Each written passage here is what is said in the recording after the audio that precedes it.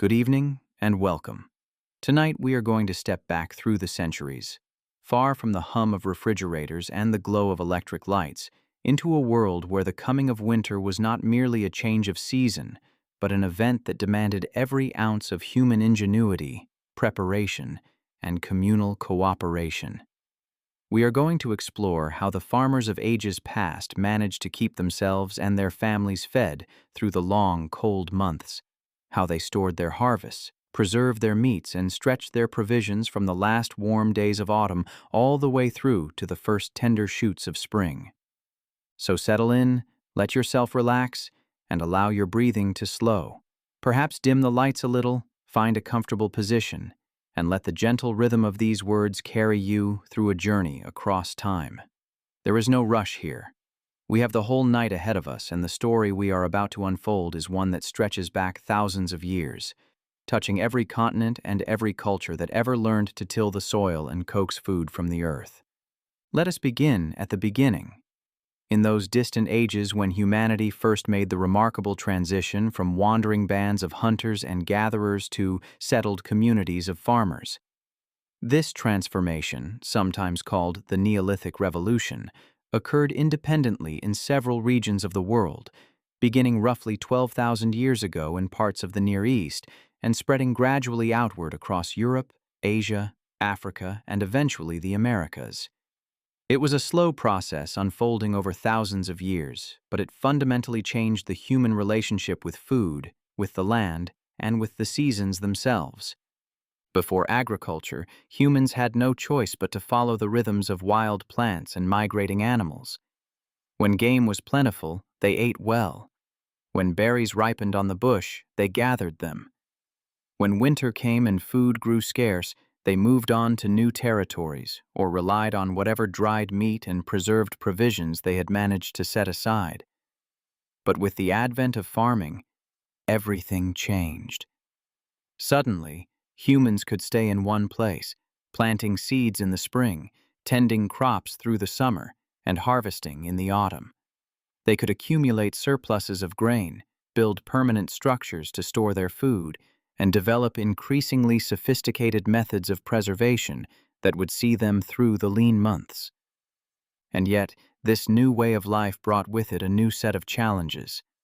The first farmers quickly discovered that growing food was only half the battle. Keeping that food from spoiling, from rotting, from being devoured by insects and rodents and the countless other creatures that would happily consume their hard-won harvest, that was the real test. And nowhere was this test more demanding than in the transition from autumn to winter, when the growing season ended and the long, cold darkness set in. Tonight, we will explore the many ingenious methods that early farmers developed to meet this challenge.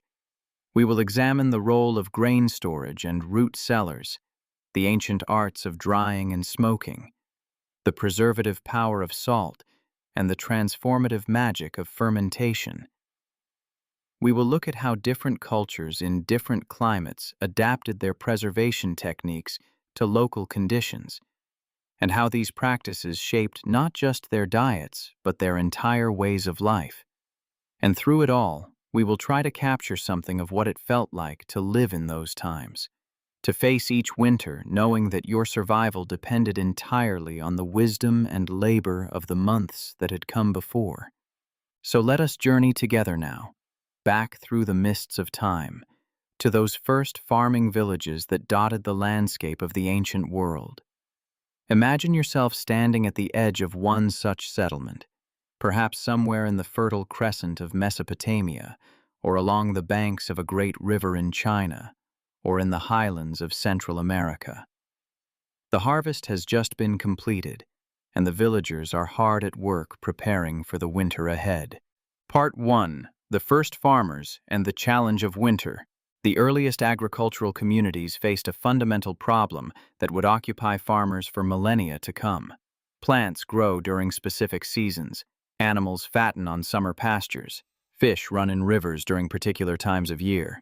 But human hunger knows no season. Bellies must be filled in January just as surely as in July, And the body's need for nourishment does not pause merely because the fields lie dormant under frost and snow. Archaeological evidence suggests that the first domesticated plants were grains, particularly wheat, barley, and rye in the Near East, rice and millet in Asia, and maize in the Americas. These crops had several advantages that made them ideal candidates for early agriculture. They could be grown in large quantities, they provided substantial calories, and most importantly for our purposes tonight, they could be stored for extended periods without spoiling. A harvest of wheat, properly dried and kept away from moisture and pests, could remain edible for months or even years. The earliest farmers quickly learned to build structures specifically designed to store their grain. At ancient sites throughout the Fertile Crescent, archaeologists have discovered the remains of granaries, silos, and storage pits dating back thousands of years before the Common Era. These early grain storage facilities were often quite simple, sometimes little more than holes dug into the ground and lined with clay or woven mats to keep out moisture. But they represented a revolutionary concept, the idea that food could be set aside, preserved against future need, and drawn upon gradually throughout the year. In those first farming villages of Southwest Asia and around the world, the layout of settlements often reflected the central importance of grain storage. Small huts were organized in loose circles, and grain silos were placed between them, accessible to all.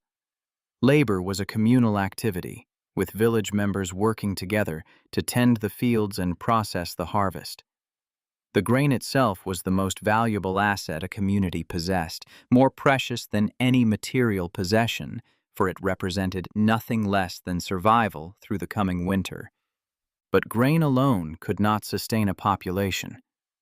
The earliest farmers supplemented their cereal crops with legumes, particularly lentils, peas, and various types of beans.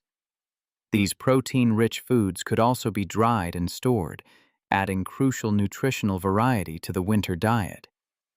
Root vegetables, including early forms of carrots, turnips, and parsnips, could be buried in the earth itself, using the soil as a natural refrigerator to keep them cool and prevent spoilage. The domestication of animals added another dimension to winter food storage. Sheep, goats, cattle, and pigs provided not only meat but also milk, which could be transformed into cheese and butter. These dairy products could be preserved through various means, extending their usefulness far beyond the initial milking. And of course, the animals themselves represented a form of stored protein, living larders that could be slaughtered as needed throughout the winter months. Yet all of these strategies required careful planning and considerable labor. The transition from hunting and gathering to farming was not merely a change in food sources, but a fundamental reorganization of daily life. Where once humans had spent their days in pursuit of immediate sustenance, now they had to think ahead, to work in the present for rewards that would not be realized for months to come.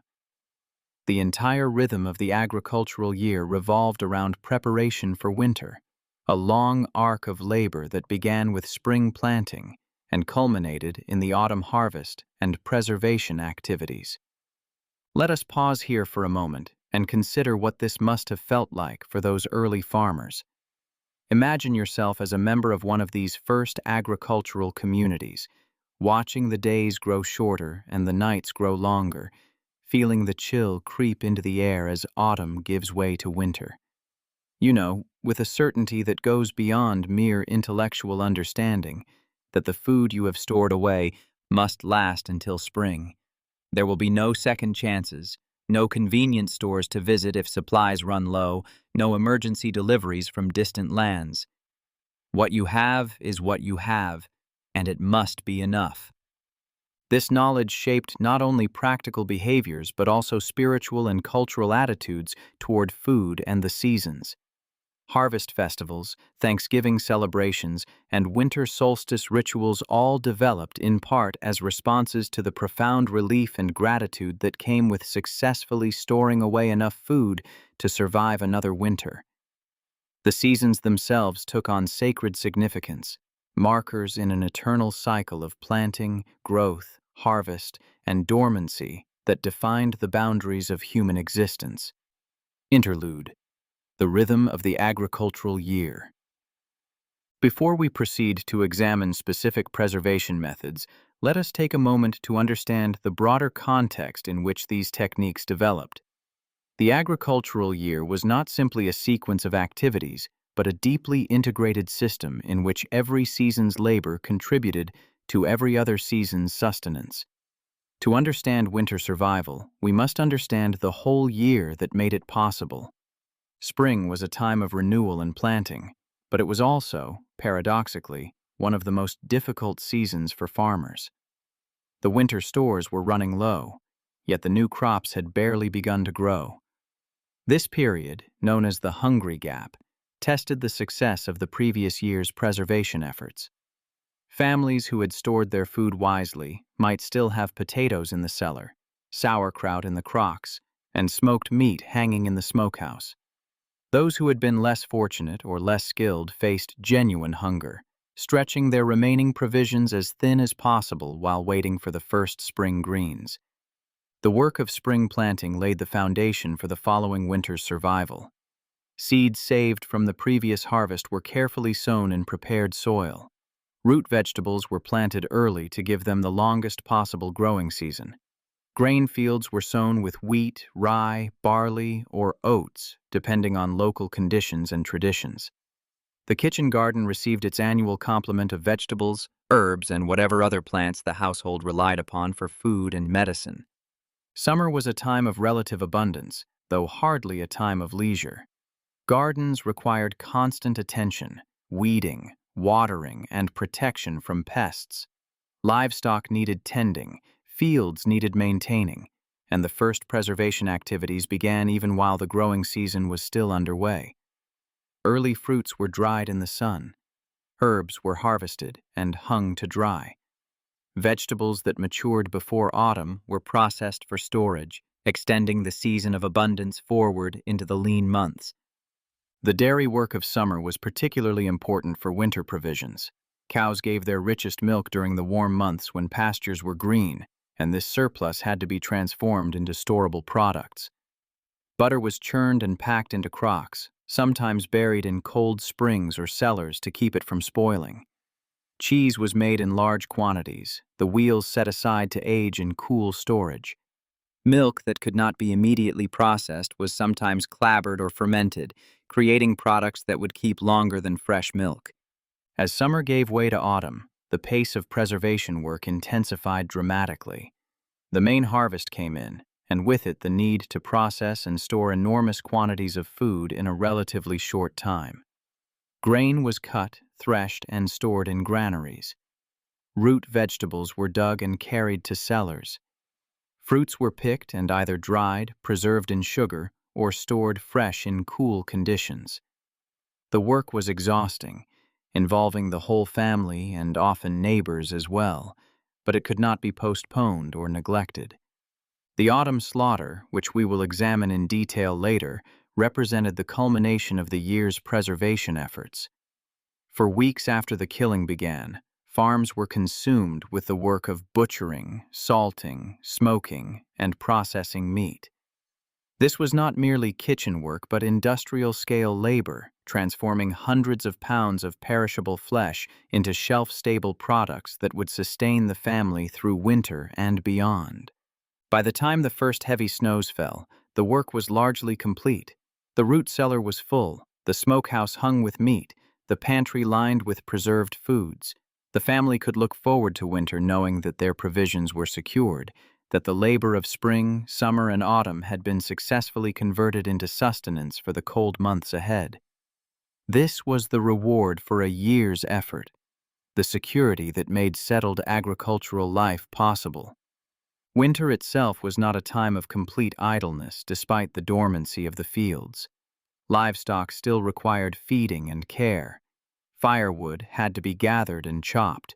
The preserved foods had to be managed, inspected for spoilage, and rationed to last until spring.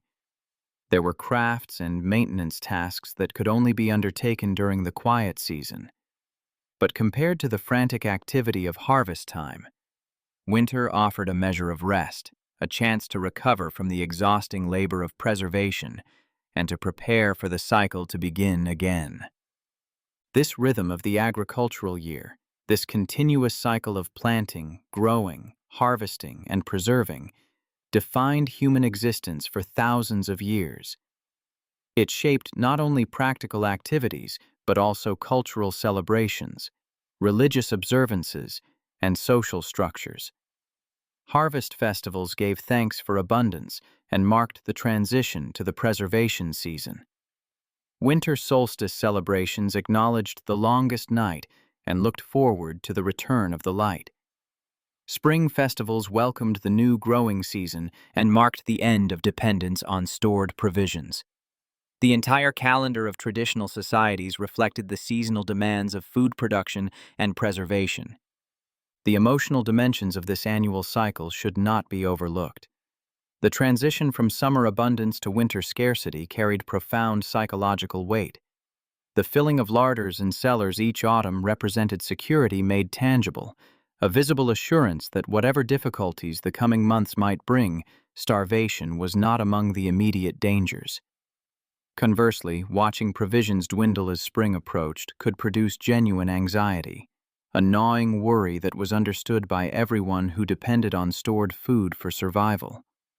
The communal aspects of preservation work created bonds of solidarity that helped communities endure difficult winters. Neighbors who had helped each other with the autumn slaughter felt obligations of mutual support that extended beyond the immediate work. Families who shared tools, knowledge, and labor during the busy preservation season were more likely to share food during times of shortage. These social connections, forged in the heat of the smokehouse and the cold of the root cellar, provided a kind of insurance against the unpredictable hardships that winter might bring. Children growing up in agricultural communities absorbed the rhythms of preservation from their earliest years. They watched their parents prepare for winter, participated in age-appropriate tasks, and internalized the urgency that drove the autumn work. By the time they established households of their own, the knowledge of preservation was second nature, a set of skills and attitudes that seemed as natural as breathing. This seamless transmission of practical knowledge across generations was one of the great achievements of traditional societies, ensuring that essential survival skills were never lost.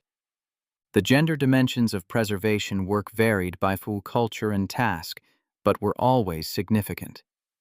In most traditional European societies, certain aspects of preservation fell primarily to women, including the work of the dairy, the kitchen garden, and the preparation of fermented vegetables.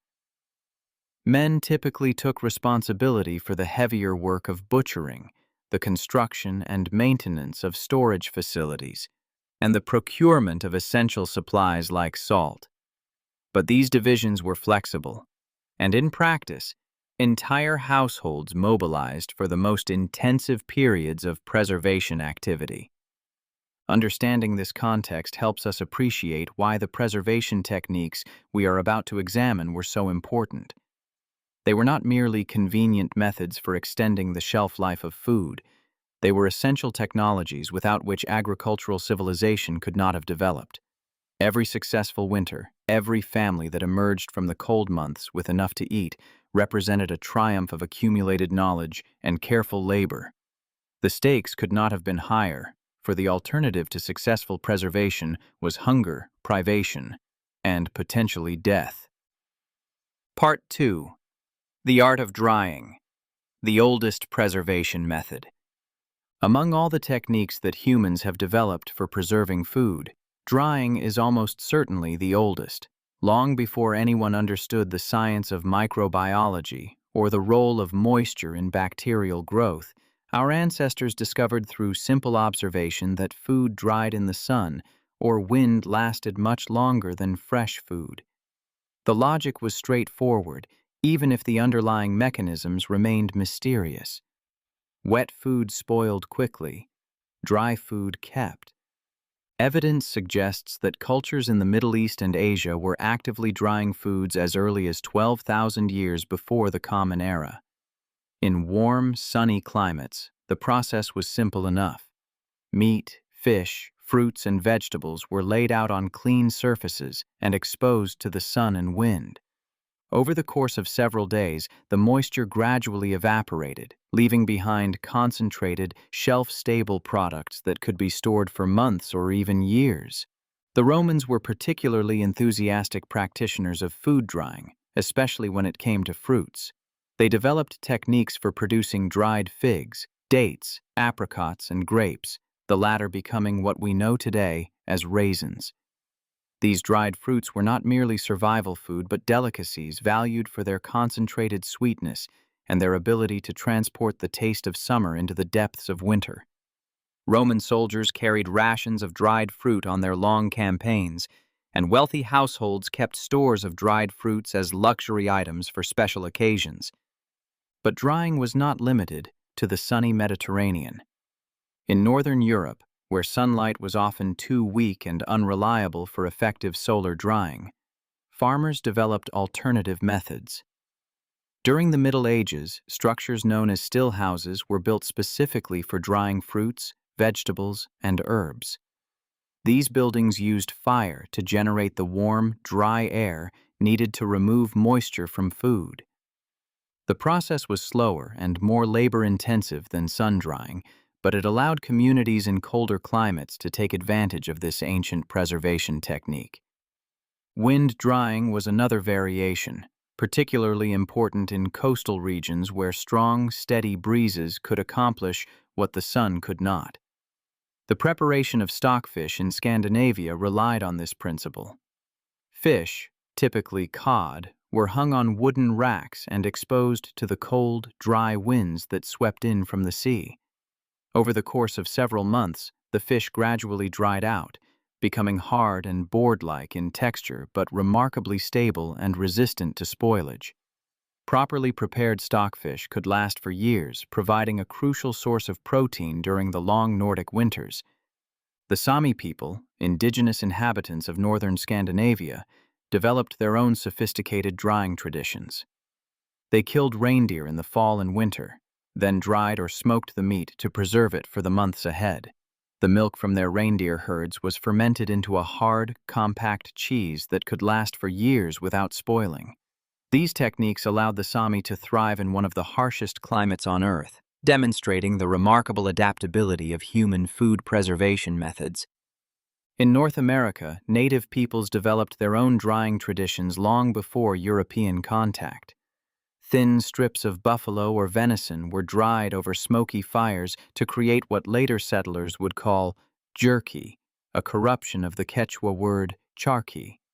Women were often responsible for this crucial work, slicing the meat thin, arranging it on drying racks, and tending the fires that provided both warmth and smoke. The resulting dried meat was light, portable, and highly nutritious, perfect for both winter stores and travel provisions. Fruits and vegetables were also dried in the Americas. Corn was dried on the cob and then shelled and ground into meal. Squash was cut into rings and hung to dry in the sun. Berries were spread on mats and dried until they could be stored in baskets or bags. These dried foods formed the foundation of winter diets across much of the continent, supplementing whatever fresh meat could be obtained through hunting. The pemmican of the Northern Plains peoples deserves special mention as perhaps the most sophisticated dried food product developed in the pre-industrial world. This concentrated preparation combined dried meat, usually buffalo or elk, with rendered fat and sometimes dried berries. The meat was first dried thoroughly, then pounded into a fine powder and mixed with melted fat. The resulting mixture was packed into bags made from animal hide and allowed to solidify. Pemmican was remarkably energy-dense and could remain edible for years when properly stored. Fur traders and explorers of the 18th and 19th centuries relied heavily on pemmican, recognizing its superiority to European preserved foods for extended journeys through wilderness regions. The equipment used for drying varied according to the resources and ingenuity of different cultures. Simple drying racks made from wooden poles sufficed in many contexts, allowing air to circulate around the food while keeping it off the ground and away from animals. More elaborate structures incorporated features to protect food from rain or to direct warm air for faster drying. Some cultures used heated stones to accelerate drying in humid conditions, while others developed enclosed structures that functioned as primitive dehydrators. The timing of drying activities was dictated by both the harvest calendar and the weather. Most drying had to be completed before the onset of cold, damp autumn weather, which could cause partially dried foods to spoil. This created pressure to work quickly during the relatively brief window when conditions were ideal. The concentrated labor of drying season, like that of other preservation activities, demanded the full effort of entire households and sometimes communities working together. The science behind drying is now well understood. Microorganisms, including the bacteria and fungi that cause food to spoil, require water to survive and reproduce. By removing moisture from food, drying creates an environment where these organisms cannot thrive. The process also concentrates nutrients, making dried foods remarkably dense in calories and nutrition. A handful of dried fruit contains as much energy as several handfuls of fresh fruit, an important consideration when food supplies had to stretch through long months of cold. But drying alone was not always sufficient to preserve food indefinitely. In humid climates, dried foods could reabsorb moisture from the air, becoming vulnerable to spoilage. Insects and rodents posed constant threats, as did mold and mildew. Successful long-term storage required not only thorough drying, but also proper containers and storage conditions. Early farmers learned through trial and error that dried foods kept best in cool, dark, dry places, protected from both the elements and from the many creatures that would happily consume them. Part 3. Salt, the white gold of preservation. If drying was the oldest method of food preservation, salting was surely among the most transformative. The discovery that salt could prevent food from spoiling opened up entirely new possibilities for storing and transporting perishable goods. Meat and fish that would rot within days could be preserved for months or even years. Vegetables could be pickled in brine, maintaining their nutritional value through the longest winters, and the salt itself became one of the most valuable commodities in human history, so precious that it served as currency in many ancient societies. The earliest evidence of salt production dates back approximately 8,000 years to sites in what is now Romania, where Neolithic people of the Precucuteni culture were boiling salt-laden spring water to extract the mineral. Archaeological excavations at Poiana Slatinei Lunca have yielded evidence of salt production dating to around 6050 to 5500 BCE. The ancient Egyptians were using salt to preserve fish as early as 2,800 years before the Common Era, and they exported their salted fish to the Phoenicians in exchange for cedar wood, glass, and precious dyes. From these early beginnings, the use of salt spread throughout the ancient world, becoming an indispensable element of food preservation in virtually every culture that could access it. The preservative power of salt works through a process called osmosis. When salt is applied to meat or fish, it draws moisture out of the cells, creating an environment hostile to the bacteria that cause decay. The high concentration of salt also directly inhibits bacterial growth, making it difficult for microorganisms to survive. Combined with the drying effect, salting could transform perishable flesh into a stable, long-lasting food product. Ancient cultures developed various methods for applying salt to food. Dry salting involved rubbing coarse salt directly onto meat or fish, drawing out moisture and creating a protective crust. Brining involved soaking food in a saltwater solution, allowing the salt to penetrate more evenly throughout the flesh. Curing combined salt with other ingredients, including sugar, spices, and nitrates, to achieve particular flavors and textures. Each method had its advantages and was suited to different types of food and different storage conditions. The importance of salt in ancient societies can hardly be overstated. The Latin word for salt, sal, gave rise to the word salary, though historians debate whether this reflects a practice of paying Roman soldiers directly in salt or simply providing money specifically to purchase it. The phrase worth his salt derives from this linguistic tradition, indicating someone who has earned their wages. Salt was so valuable that it influenced trade routes, shaped political alliances, and even sparked wars. In medieval Europe, salt played a crucial role in the annual cycle of food preservation. As autumn approached and livestock began to be slaughtered, salt was essential for preserving the meat that would sustain families through the winter. The process was labor-intensive and demanded considerable skill.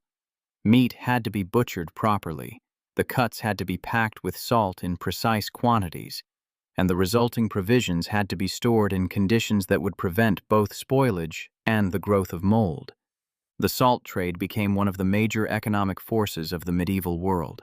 Cities like Venice, Genoa, and Salzburg grew wealthy as centers of salt production and distribution. The name Salzburg itself means salt castle, reflecting the importance of the mineral to the city's prosperity. In Africa, salt was traded weight for weight with gold, carried across the Sahara on great camel caravans that connected the salt mines of the north with the kingdoms of the south. For ordinary farmers, salt was a precious commodity that had to be used carefully. A family's supply of salt determined how much meat could be preserved, which in turn influenced decisions about which animals to slaughter and when.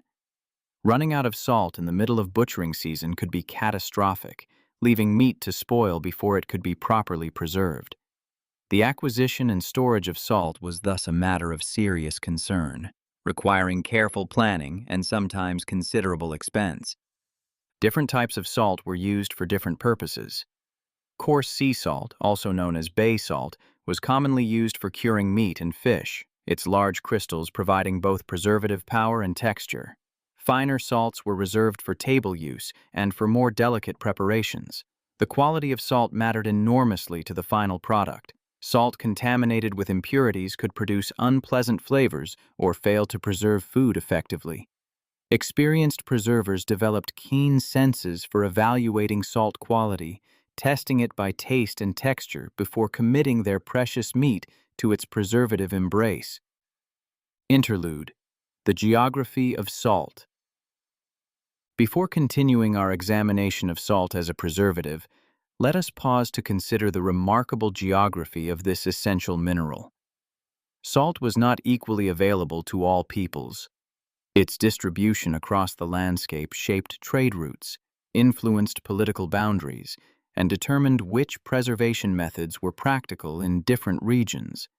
In some fortunate locations, salt was abundant and easily accessible. Coastal communities could harvest salt from the sea through evaporation, a process that required little technology beyond patience and sunshine.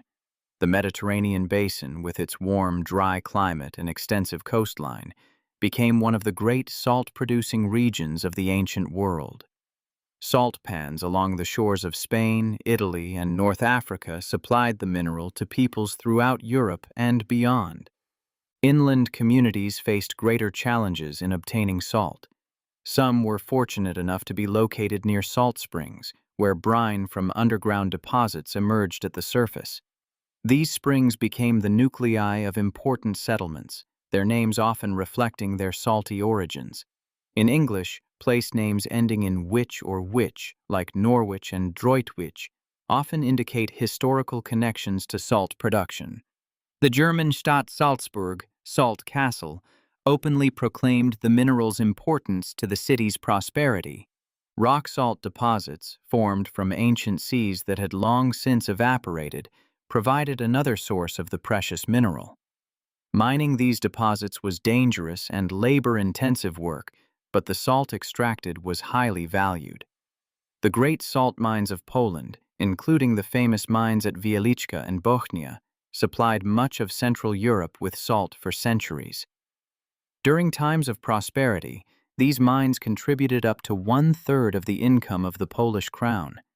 The uneven distribution of salt created patterns of trade that spanned continents.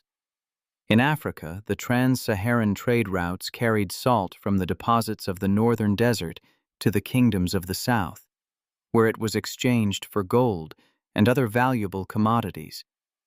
Camel caravans traveled for weeks across the burning sands, their precious cargo of salt bricks destined for markets where the mineral was worth its weight in precious metal.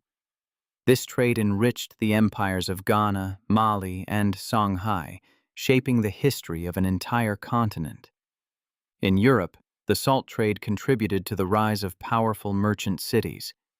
Venice grew wealthy, controlling salt production in its lagoon and trading the mineral throughout the Mediterranean. The Hanseatic League, a federation of trading cities in northern Europe, dealt extensively in salt and salted fish, establishing commercial networks that reached from Novgorod to London. Possession of salt supplies could determine the outcome of wars, as armies that could preserve their provisions held significant advantages over those that could not. For ordinary farmers, far from the great centers of salt production and trade, obtaining sufficient salt for preservation was a constant concern. The price of salt influenced decisions about which animals to slaughter and how much meat to preserve. In regions where salt was expensive, families had to develop alternative preservation methods or accept shorter storage times for their provisions. The ability to acquire salt in sufficient quantities often marked the difference between comfortable survival and desperate scarcity during winter. Governments recognized the strategic importance of salt and sought to control its production and distribution. Salt taxes, like the infamous gabelle of France, generated substantial revenues but also provoked widespread resentment and occasional rebellion. The burden of these taxes fell most heavily on the poor, who depended on salt for preserving their modest food supplies. The French Revolution itself was partly fueled by anger over salt taxation, demonstrating how this humble mineral could influence the course of history. The chemistry of salt preservation was not understood until the modern era, but traditional practitioners developed sophisticated empirical knowledge about its use. Different salts from different sources produced different results. Sea salt, with its complex mixture of minerals, behaved differently from rock salt. The size of salt crystals affected how quickly the salt penetrated meat and how evenly it distributed through the flesh. Experienced preservers learned through trial and error which salts worked best for which purposes, developing preferences and traditions that were passed down through generations. With this understanding of salt's importance and its uneven availability, we can better appreciate the ingenuity required to preserve food in regions where the mineral was scarce. Alternative methods, including drying, smoking, and fermentation, became particularly important in salt-poor areas. The preservation traditions of different regions reflect not only cultural preferences, but also the practical constraints imposed by local resources. The story of winter food preservation is inseparable from the story of salt and its distribution across the human world. The actual process of salt preservation involved considerable skill and judgment. For meat, the first step was typically butchering the animal into cuts suitable for curing. Large pieces required more salt and longer curing times, while smaller cuts could be processed more quickly but required more careful handling. The meat had to be absolutely fresh when salting began. Any delay between slaughter and preservation increased the risk of bacterial contamination that the salt could not reverse. The application of salt could follow several methods. Dry salting involved rubbing coarse salt directly onto the meat, packing it into layers with salt between them, and leaving it to cure for days or weeks. The salt drew moisture out of the meat through osmosis, creating a concentrated brine that surrounded and penetrated the flesh. This brine, in turn, created an environment too hostile for most bacteria to survive. The process was visible to the eye, as fresh red meat gradually transformed into the grayish-pink color characteristic of cured products. Wet brining, an alternative method, involved submerging the meat in a solution of salt and water. This technique allowed for more even distribution of salt throughout the meat, and was particularly useful for larger cuts that might cure unevenly with dry salt alone. Brine barrels, their contents regularly stirred and checked, were familiar fixtures in farmhouses and merchant warehouses alike. The concentration of the brine mattered considerably, with experienced preservers testing the solution by floating an egg or potato to ensure proper salinity. The duration of curing depended on the size of the cut, the desired outcome, and environmental conditions. Hams, which were among the largest and most valuable preserved meats, might cure for weeks or even months in salt before they were ready for the next stage of processing. Smaller cuts like bacon required less time but still demanded careful attention to ensure complete penetration of the salt. Removing the meat too early left the interior vulnerable to spoilage, while leaving it too long produced an unpleasantly salty product that required extensive soaking before consumption. Temperature played a crucial role in successful salt curing. The process worked best in cool conditions, warm enough to allow the salt to draw moisture from the meat, but cold enough to prevent bacterial growth during the curing period. This is why the autumn slaughter, conducted as temperatures dropped but before the deep cold of winter set in, became the traditional time for meat preservation. The cool cellars and outbuildings of pre-modern farms provided the stable, moderate temperatures that successful curing required. Fish required its own specialized techniques. The flesh of fish is more delicate than that of land animals and spoils more rapidly. Successful fish preservation demanded both speed and skill. In fishing communities from Norway to Portugal, catches were processed almost immediately after landing. Fish were gutted, sometimes beheaded, split open or filleted, and packed in salt with practiced efficiency.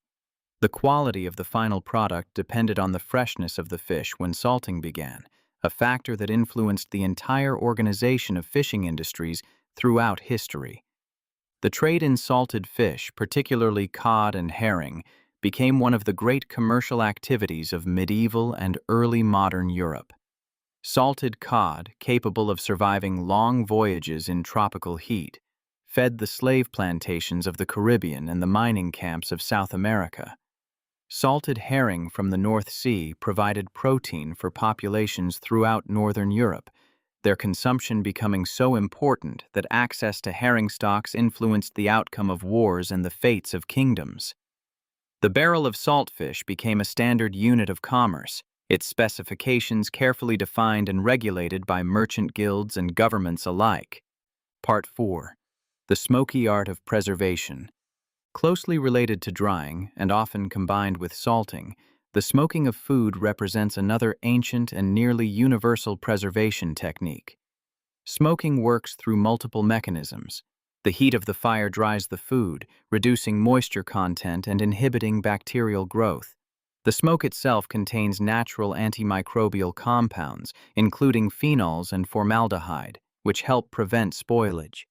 And the outer layers of smoked food develop a protective crust that shields the interior from contamination. The practice of smoking food almost certainly arose from the use of fire itself. Our distant ancestors, huddled around their hearths for warmth and cooking, must have noticed that meat hung near the fire lasted longer than meat left exposed to the open air. From this simple observation, sophisticated smoking techniques gradually developed, refined over countless generations into the diverse traditions we know today. In medieval Europe, when an animal was slaughtered, much of the meat was smoked for preservation. Many small holdings had dedicated smokehouses, simple structures designed to channel smoke from a smoldering fire across hanging cuts of meat. The process could take days or even weeks, depending on the size of the cuts and the desired level of preservation. Properly smoked meat could last for months, providing a crucial source of protein during the lean winter months when fresh meat was scarce. For those who could not afford dedicated smokehouses, the household hearth served the same purpose. Meat was hung high up at the edges of the fireplace, exposed to the rising smoke throughout the night. Ashes were placed over the embers to extinguish any flames, creating an ideal smoky environment for preservation. This practice was common among peasants and small farmers across Europe, Africa, and the Americas, demonstrating the universal appeal of smoke as a preservative agent. Different types of wood produce different flavors and qualities of smoke. In Europe, alder was the traditional choice, though oak, beech, and apple wood were also commonly used. In North America, hickory became the preferred smoking wood, prized for the rich, distinctive flavor it imparted to meat. Indigenous peoples used whatever local woods were available, often experimenting with different materials to achieve particular results. Some traditions incorporated herbs, spices, or other aromatic materials into the smoking process, creating distinctive regional styles that persist to this day. The smoking of fish developed into a particularly sophisticated art in Northern Europe, where abundant catches of herring, cod, and salmon provided raw material for preservation.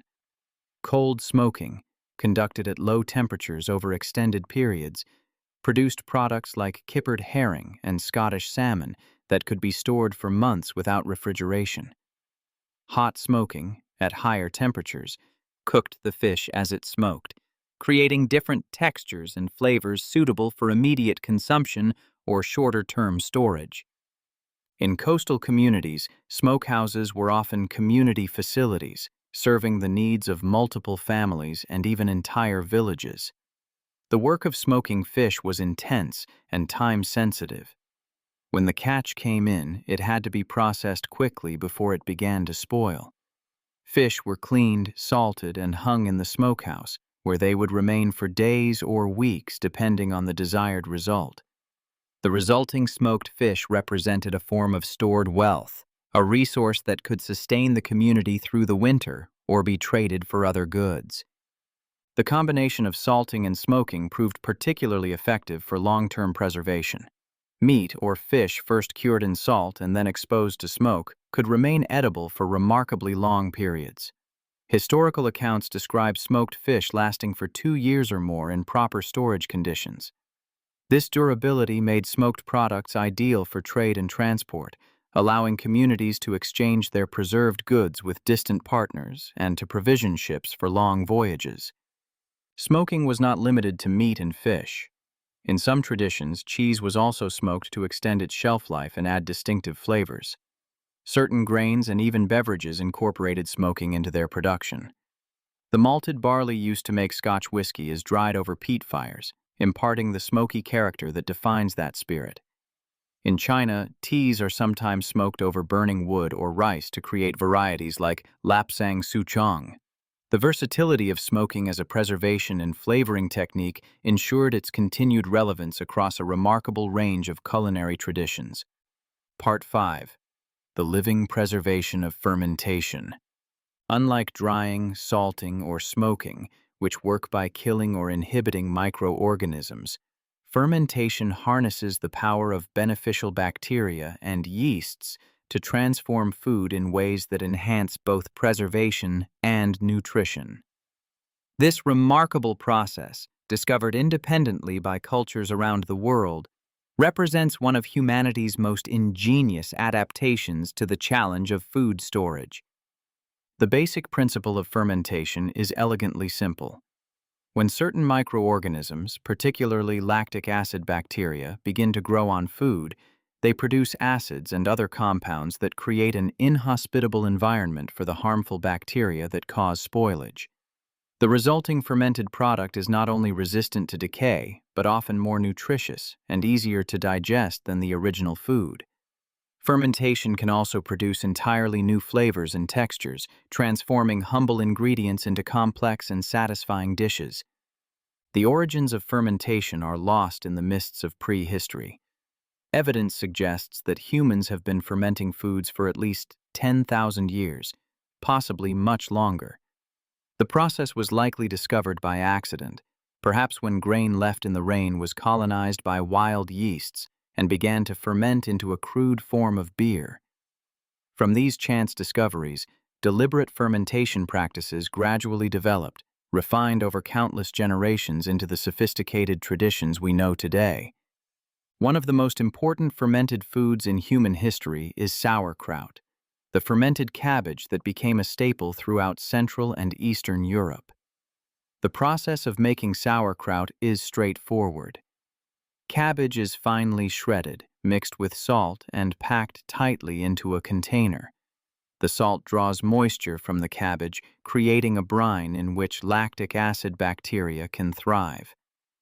Over the course of several weeks, these bacteria ferment the sugars in the cabbage, producing lactic acid that preserves the vegetable and gives sauerkraut its characteristic sour flavor. The importance of sauerkraut to Northern European survival during winter cannot be overstated. At a time when fresh vegetables were unavailable for months on end, sauerkraut provided essential nutrients, particularly vitamin C, that prevented deficiency diseases like scurvy. Captain James Cook famously provisioned his ships with sauerkraut on his long Pacific voyages, crediting the fermented cabbage with keeping his crews healthy during months at sea. The Pennsylvania Dutch brought sauerkraut traditions to America, where they became woven into the fabric of regional cuisine. In Korea, a similar but distinct tradition produced kimchi, the spicy fermented vegetable preparation that remains central to Korean cuisine. The earliest forms of kimchi date back perhaps 2,000 years, though the characteristic red color from chili peppers is a more recent addition, arriving only after the Columbian Exchange brought New World peppers to Asia. Traditional kimchi preparation was a communal affair, with families gathering to salt, season, and pack vegetables into large earthenware crocks called ongi. These crocks were then buried in the ground, where the stable temperature allowed for slow, even fermentation throughout the winter. The fermentation of dairy products opened up another realm of preservation possibilities. Milk, highly perishable in its fresh form, could be transformed into cheese, yogurt, and other products with much longer shelf lives. The making of cheese is itself a form of fermentation, as bacteria convert lactose into lactic acid, causing the milk to curdle and eventually develop into mature cheese. Properly made and stored, hard cheeses could last for months or even years, providing concentrated nutrition and valuable protein during times when fresh meat was scarce. Fermented beverages, including beer and wine, also played important roles in winter survival. While we might think of these drinks primarily as intoxicants, they served practical purposes in pre-modern societies. Beer provided calories and nutrients, and the fermentation process killed harmful bacteria that might be present in contaminated water. In many medieval European communities, weak beer was consumed daily by people of all ages, including children, precisely because it was safer than the local water supply. The science of fermentation was not understood until the 19th century, when Louis Pasteur demonstrated that microscopic organisms were responsible for the transformation. But long before anyone knew why fermentation worked, traditional practitioners had developed remarkably sophisticated techniques for controlling the process. They knew that certain temperatures promoted good fermentation while others inhibited it. They understood the importance of cleanliness and proper containers. They learned to recognize the signs of successful fermentation and to identify when something had gone wrong. This empirical knowledge, accumulated over thousands of years, allowed humanity to harness the power of beneficial microbes long before those microbes were even discovered. Interlude: The Invisible World of Fermentation. The story of fermentation is, in many ways, a story of partnership between humans and microorganisms, though for most of history humans were unaware of their tiny collaborators. The bacteria and yeasts that transform food during fermentation are invisible to the naked eye, their presence revealed only through the changes they produce. The bubbling of fermenting beer, the souring of milk into yogurt, the softening of cabbage into sauerkraut. For thousands of years, people harnessed these processes without understanding the living agents responsible for them. The discovery of fermentation was almost certainly accidental. Imagine a Neolithic farmer who forgot about a container of grain that had been exposed to rain. Returning days later, The farmer might have found the grain bubbling and producing a strange, intoxicating liquid. Rather than discarding this oddity, some curious individual must have tasted it and discovered beer. Similar accidents likely led to the discovery of wine, when wild grapes fermented in their own juice, and of countless other fermented products that would become staples of human diet. Once discovered, fermentation techniques spread through observation and imitation. Communities learned that certain conditions promoted successful fermentation, while others led to spoilage. The right temperature, the right amount of salt, the right container, the right timing. All of these factors influenced whether the invisible processes would transform food into something delicious and nutritious, or into something foul and dangerous. This empirical knowledge, accumulated over generations, allowed humans to reliably produce fermented foods long before anyone understood why the techniques worked. The role of fermentation in human nutrition is now well documented by modern science. The beneficial bacteria that drive lactic acid fermentation produce vitamins, including B vitamins that may not be present in the original ingredients. The fermentation process breaks down complex compounds into simpler, more digestible forms, making nutrients more accessible to the human body. Fermented foods support healthy gut microbiomes, contributing to digestive health and immune function. Our ancestors, who knew nothing of vitamins or gut bacteria, nonetheless developed foods that provided these benefits. Different cultures developed different fermentation traditions, each adapted to local ingredients and conditions. In Europe, the fermentation of cabbage into sauerkraut provided essential nutrients during winters when fresh vegetables were unavailable. In Korea, the complex fermented preparation known as kimchi served a similar function, its spicy, sour vegetables providing vitamins and variety to winter diets. In Japan, soybeans were fermented into miso and natto, protein-rich foods that became central to the national cuisine. In Africa and South America, grains and root vegetables were fermented into porridges and beverages that sustained populations for centuries. The religious and cultural significance of fermented foods extends far beyond their nutritional value. Bread, made through the fermentation of grain dough, holds sacred status in Christianity and other traditions. Wine, the fermented juice of grapes, plays central roles in religious ceremonies around the world. Beer was considered a gift from the gods in many ancient cultures, its intoxicating effects interpreted as divine communication.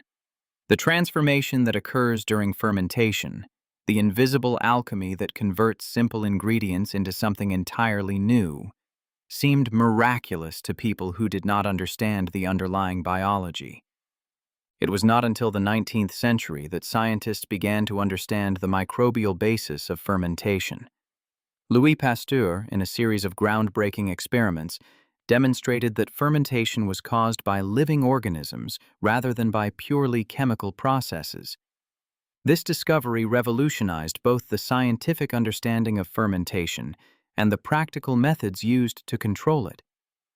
Pasteurization, the heat treatment that kills harmful microorganisms while preserving beneficial ones, was developed as a direct result of Pasteur's work. Yet even with our modern understanding of fermentation biology, traditional methods retain their value. The complex ecosystems of bacteria, yeasts, and other microorganisms that develop in traditional fermentation vessels produce flavors and textures that cannot be replicated by industrial processes. Artisanal cheesemakers, traditional brewers, and craft fermenters around the world continue to use methods that would be recognizable to their ancestors, producing foods that connect contemporary consumers to thousands of years of human tradition. As we examine the fermented foods that helped our ancestors survive winter, we should remember that these preparations represent far more than simple preservation techniques. They embody accumulated wisdom about the invisible world of microorganisms, knowledge that humans gathered over millennia through careful observation and experimentation. The sauerkraut in a colonial cellar, or the kimchi in a Korean ongi, represents a sophisticated biotechnology, developed long before anyone knew that term or understood the science behind it. Part 6. The Earth as Refrigerator, Root Cellars and Underground Storage. Beneath the surface of the Earth, temperatures remain remarkably stable throughout the year. While the air above may swing from scorching summer heat to frigid winter cold, the soil just a few feet down stays cool in summer and above freezing in winter. This natural phenomenon provided early farmers with an invaluable resource for food storage, one that required no technology more sophisticated than the ability to dig a hole. The root cellar, in its various forms, represents one of humanity's most widespread and enduring food storage traditions. The basic concept is simple. By storing food underground or in earth-sheltered structures, farmers could take advantage of the soil's natural insulation to keep their provisions cool without freezing in winter, and to prevent spoilage during warmer months. This simple technology made it possible to store root vegetables, fruits, dairy products, and other perishables for extended periods without any form of mechanical refrigeration. Evidence suggests that humans have been using underground storage for thousands of years. The indigenous peoples of Australia practiced forms of underground food caching long before recorded history. In the Near East and China, storage pits were used to preserve grains and other foodstuffs in ancient times. European settlers in the New World brought root cellar traditions with them, adapting their Old World knowledge to new climates and conditions. By the 17th and 18th centuries, root cellars had become a standard feature of American farmsteads, particularly in New England and other northern regions. The design of root cellars varied considerably depending on local conditions and available materials. Some were fully underground, accessed through trapdoors and ladders. Others were built into hillsides, taking advantage of natural slopes to provide earth insulation on three sides.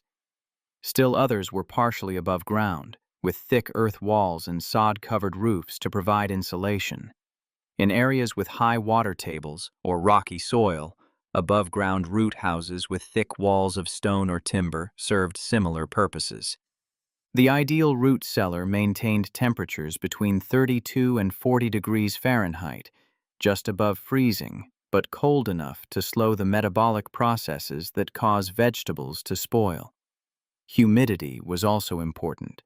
Most root vegetables keep best at relatively high humidity, around 90%, which prevents them from drying out and becoming shriveled. Good root cellars incorporated ventilation systems to regulate both temperature and humidity, using simple principles of air circulation to maintain optimal conditions. The range of foods that could be stored in a well-designed root cellar was impressive. Potatoes, the staple crop of many northern agricultural communities, could last for 5 to 8 months in proper storage conditions. Carrots, turnips, parsnips, and beets remained edible for similar periods. Cabbages could be buried in the earth itself or hung from rafters in the cellar. Onions and garlic, strung together in braids, kept for months in cool, dry conditions. Apples and pears, carefully selected for unblemished specimens, lasted well into winter in separate chambers designed to prevent the ethylene gas they emitted from hastening the ripening of other stored produce. Beyond vegetables and fruits, root cellars served as storage for a variety of other foods. Cheese and butter kept well in the cool, stable temperatures. Cured meats could be hung from the rafters. Jars of preserves, pickles, and fermented vegetables lined the shelves. Barrels of cider and beer benefited from the cellar's constant coolness.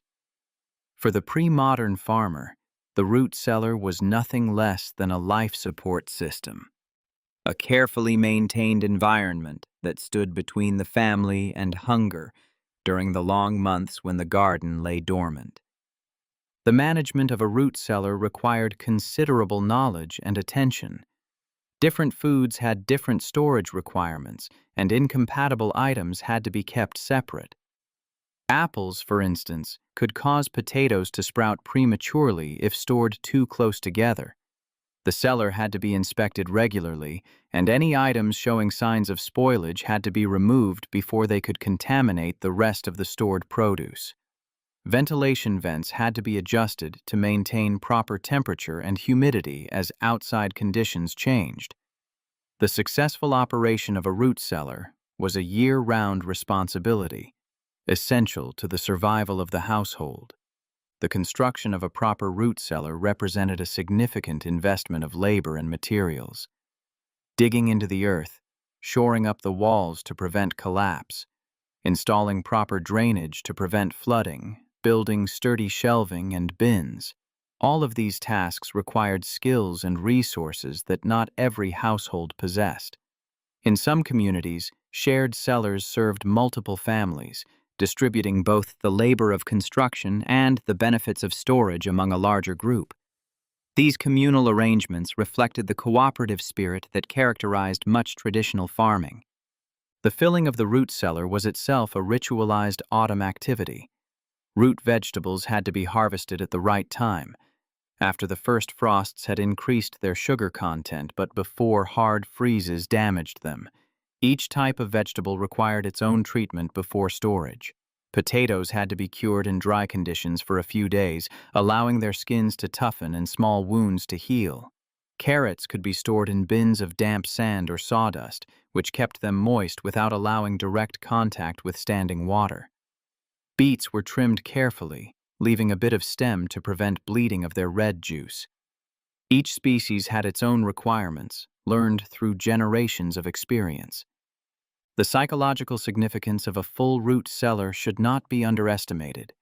For families facing a long winter with no guarantee of outside supplies, the rows of potatoes, the bins of carrots, the hanging cabbages represented security made visible. A well-stocked cellar was a hedge against uncertainty, a tangible assurance that whatever the winter might bring, starvation was not among the immediate threats. The practice of showing visitors one's cellar stores was partly a matter of pride, partly a social ritual that reinforced community bonds around the shared challenge of winter survival. In some regions, ice was added to root cellars to extend their cold storage capabilities into the warmer months. Ice harvested from ponds and lakes during winter was packed in sawdust and straw, and the combination of underground construction and ice blocks created temperatures cold enough to preserve butter, cheese, and other dairy products through the summer. These ice cellars represented a transitional technology between the ancient root cellar tradition and the modern refrigerated storage that would eventually replace both. The decline of the root cellar as a common feature of American homes came gradually during the 20th century. As grocery stores proliferated and fresh produce became available year-round, the need to store food for months at a time diminished. Mechanical refrigeration made it possible to keep perishables cold in the kitchen rather than in a separate cellar. The labor of tending a root cellar, once accepted as a necessary part of household management, came to seem burdensome compared to the convenience of modern food distribution. By mid-century, the root cellar had become a relic, remembered by older generations but unfamiliar to younger ones. Yet the principles embodied in root cellar design remain valid and occasionally find new applications. Sustainable builders and off-grid homesteaders have rediscovered the value of earth-sheltered food storage. Community cellars have been constructed in some neighborhoods as part of local food initiatives.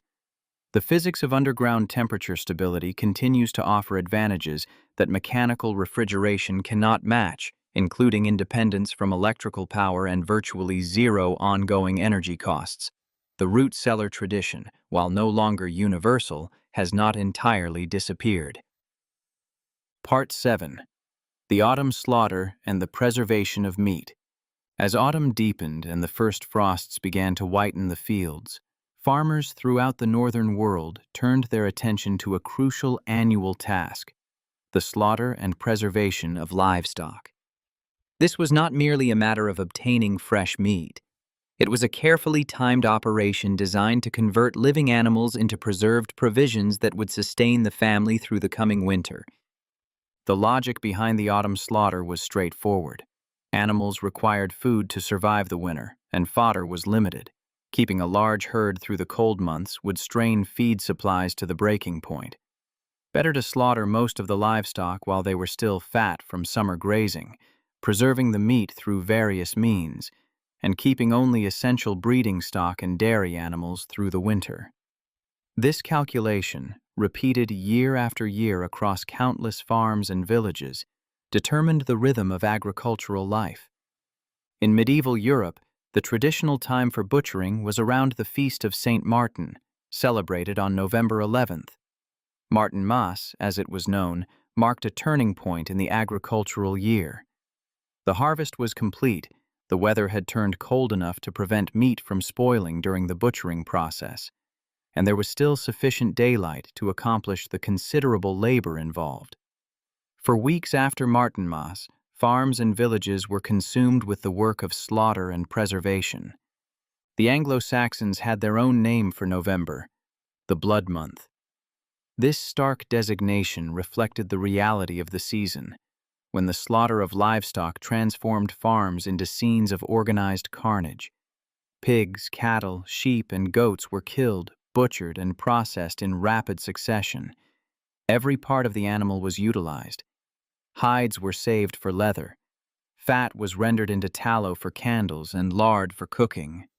Bones were boiled for broth or saved for various craft purposes. Nothing was wasted, for nothing could be spared. The actual process of butchering required skills that were passed down through families and communities. Knowing where to make the cuts, how to separate the valuable parts from the offal, how to remove the organs without contaminating the meat, all of this demanded experience and careful attention. In many communities, there were specialists who moved from farm to farm during the slaughter season, lending their expertise to households that lacked sufficient butchering skills of their own. These itinerant butchers played an important role in ensuring that the autumn slaughter proceeded efficiently and that nothing was lost to improper handling. The offal, the internal organs, and other parts not suitable for long-term preservation provided a brief period of fresh eating in the midst of the preserving work. Blood sausages and puddings were made immediately after slaughter, using the blood that could not be saved. Liver, heart, kidneys, and other organ meats were consumed within days before they could spoil. This period of abundance, when fresh meat was available in quantities rarely seen at other times of year, represented a welcome break from the monotonous diet that would characterize the months ahead. Sausage making was an art in itself, a way of using trimmings and lesser cuts that could not be preserved as whole pieces. Ground meat was mixed with fat, salt, and spices, then stuffed into casings made from cleaned intestines. The resulting sausages could be smoked for longer storage or consumed relatively fresh. Different regions developed distinctive sausage traditions with characteristic blends of spices and smoking techniques that gave local products their unique flavors. These regional specialties often persist to the present day, culinary traditions rooted in the practical necessities of autumn preservation. The rendering of fat was another crucial component of the slaughter process. Pigs in particular yielded substantial quantities of fat, which was cooked down and clarified into lard.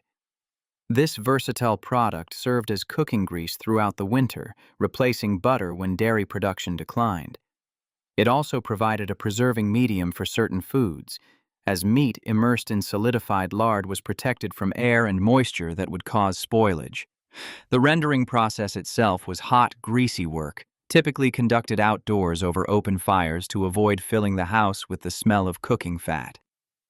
Pork was the most commonly preserved meat, particularly among peasants. Pigs were ideal livestock for small holders. They could forage for themselves, requiring relatively little care, and they converted food waste and forest mast into valuable meat. At slaughter time, the pig yielded not only fresh meat, but also bacon, ham, sausages, blood pudding, and numerous other products. The fat from pigs was especially valuable, providing cooking grease and raw material for candles and soap. The preservation of pork began immediately after slaughter. Fresh meat was salted, packed into barrels or troughs, and left to cure for days or weeks depending on the cut. Hams and bacon were rubbed with salt and spices, then hung in the smokehouse for additional preservation. The smoking process could take weeks, the cuts gradually absorbing the antiseptic smoke and developing the characteristic flavors we still associate with these products today. Properly cured and smoked ham could last for months, providing protein throughout the winter and into the following spring. Beef and mutton required similar treatment, though these meats were less common among peasant households. Cattle were valuable primarily for their labor and dairy production, and slaughter was reserved for old or unproductive animals. Sheep provided wool as well as meat, and their ability to survive on marginal land made them valuable enough to keep through winter when possible. When these animals were slaughtered, their meat was preserved through the same combination of salting and smoking used for pork. The scale of autumn preservation activities was considerable. A single pig could yield hundreds of pounds of meat, all of which had to be processed quickly before it began to spoil. Households worked together, often helping neighbors with their slaughter in exchange for assistance with their own. The work was physically demanding and time-consuming, stretching over days or weeks as each animal was killed, butchered, and its meat prepared for storage. But the reward was substantial. A larder full of preserved meat that would see the family through winter. Not all meat was preserved through salting and smoking. In cold climates, freezing provided an alternative method that required less salt and labor. Meat could be hung in unheated outbuildings or attics, where winter temperatures kept it frozen solid. This natural refrigeration worked well as long as temperatures remained consistently below freezing, though thaws posed the risk of spoilage. In some northern regions, communities built ice houses to extend the freezing season, packing winter ice with insulating materials to keep it frozen through the warmer months. Interlude: the economics of winter livestock. The decision of which animals to slaughter and which to keep through winter was one of the most consequential calculations that farmers faced each autumn. It was not simply a matter of which animals could produce the most meat. Every animal consumed resources, competing with the human family for the limited fodder available during the cold months. The economics of winter livestock management required careful balancing of immediate food needs against future productivity and long-term farm sustainability. Breeding stock was generally preserved through winter at all costs. A good bull, a productive sow, a healthy ram, these animals represented the farm's reproductive capacity, the source of future calves, piglets, and lambs. Slaughtering breeding animals for immediate meat consumption would compromise the farm's ability to replenish its herds in the coming years. Even in difficult winters, farmers tried to keep their most valuable breeding animals alive, sometimes at considerable sacrifice. Dairy animals occupied a similar position of importance. Cows, goats, and sheep that produced milk provided nutrition throughout the year, not just at slaughter time. The milk they gave could be transformed into butter and cheese, products that helped sustain families during winter. Killing a good dairy animal for meat was a trade-off that most farmers preferred to avoid, sacrificing ongoing production for a one-time supply of flesh. Young animals not yet ready for slaughter presented a different calculation. Piglets born in spring, for example, might not be large enough by autumn to justify butchering. Keeping them through winter and slaughtering them the following autumn, when they had reached full size, would yield substantially more meat. But this required providing fodder through the winter, an expense that had to be weighed against the eventual return. Farmers learned through experience which animals were worth wintering and which should be slaughtered early. Old or unproductive animals were prime candidates for the autumn slaughter. A cow past her milking years, a sow that had borne her last litter, an ox too worn for field work. These animals no longer justified the resources required to keep them alive through winter. Their meat, though perhaps tougher than that of younger animals, still provided valuable protein. Nothing was wasted in traditional farming economies. and animals that could no longer contribute to the farm's ongoing productivity were converted into preserved provisions. The timing of slaughter was influenced by multiple factors beyond the simple availability of cold weather. The condition of the animals mattered enormously. Livestock that had been fattened on autumn acorns, beechnuts, and other forage would produce more and better quality meat than animals slaughtered earlier in the season. Pigs especially benefited from a period of fattening, known in English tradition as pannage, when they were turned loose in oak woods to gorge on falling acorns. This natural fattening produced pork with excellent flavor and texture, ideal for preservation. The work of slaughtering itself demanded organization and planning. Multiple animals might be killed over the course of several days or weeks, each one requiring immediate attention to prevent spoilage. The butchering, salting, smoking, and processing of meat could not wait while other tasks were completed. Farmers often cooperated with neighbors, helping each other with the intensive labor of the slaughter season in exchange for similar assistance when their own turn came. This mutual aid was not merely convenient but essential, as no single household could manage the work alone. The products of the autumn slaughter had to be carefully allocated to last through winter. A family that consumed too much meat in the early winter months might find themselves short as spring approached. Conversely, preserved meat that spoiled or was consumed by vermin represented a terrible waste of the autumn's hard work. Managing the meat supply required ongoing attention and calculation, rationing the available provisions to ensure that something remained for the hungry weeks of late winter and early spring. This economic and practical framework shaped the cultural traditions surrounding the autumn slaughter. Martinmas, the feast of Saint Martin on November 11th, became associated with the slaughter not because of any religious significance to the killing of animals, but because the timing was practical. The weather was cold enough to prevent spoilage, the livestock were at their fattest, and there was still sufficient daylight to accomplish the work. The tradition of eating goose on Martinmas reflected the abundance of this season, when fresh meat was plentiful before the long months of preserved provisions began. Understanding these economic calculations helps us appreciate the full significance of winter food preservation. It was not merely a matter of technical skill in salting and smoking meat. It was a complex system of resource management, balancing immediate needs against future requirements, individual family welfare against community cooperation, short-term consumption against long-term sustainability. The farmers who successfully navigated these decisions year after year created the material basis for agricultural civilization. Part 8. The humble diet of winter, pottage, bread, and survival. For the common farmers of medieval and early modern Europe, the winter diet was one of survival rather than variety. The preservation methods we have discussed, drying, salting, smoking, fermenting, and cellar storage, determined what foods were available during the cold months. The resulting meals were simple, repetitive, and focused on sustenance rather than pleasure. Yet they sustained millions of people through countless winters, proving their fundamental adequacy for human survival. At the center of the peasant winter diet was bread. Made from whatever grains were available, bread provided the bulk of calories for ordinary people throughout the medieval period and beyond.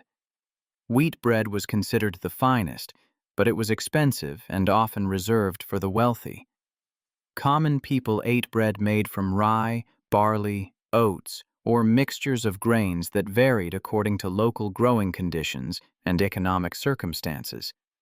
This bread was dense, dark, and heavy, nothing like the light, fluffy loaves we know today, but it filled bellies and provided the energy needed for hard labor.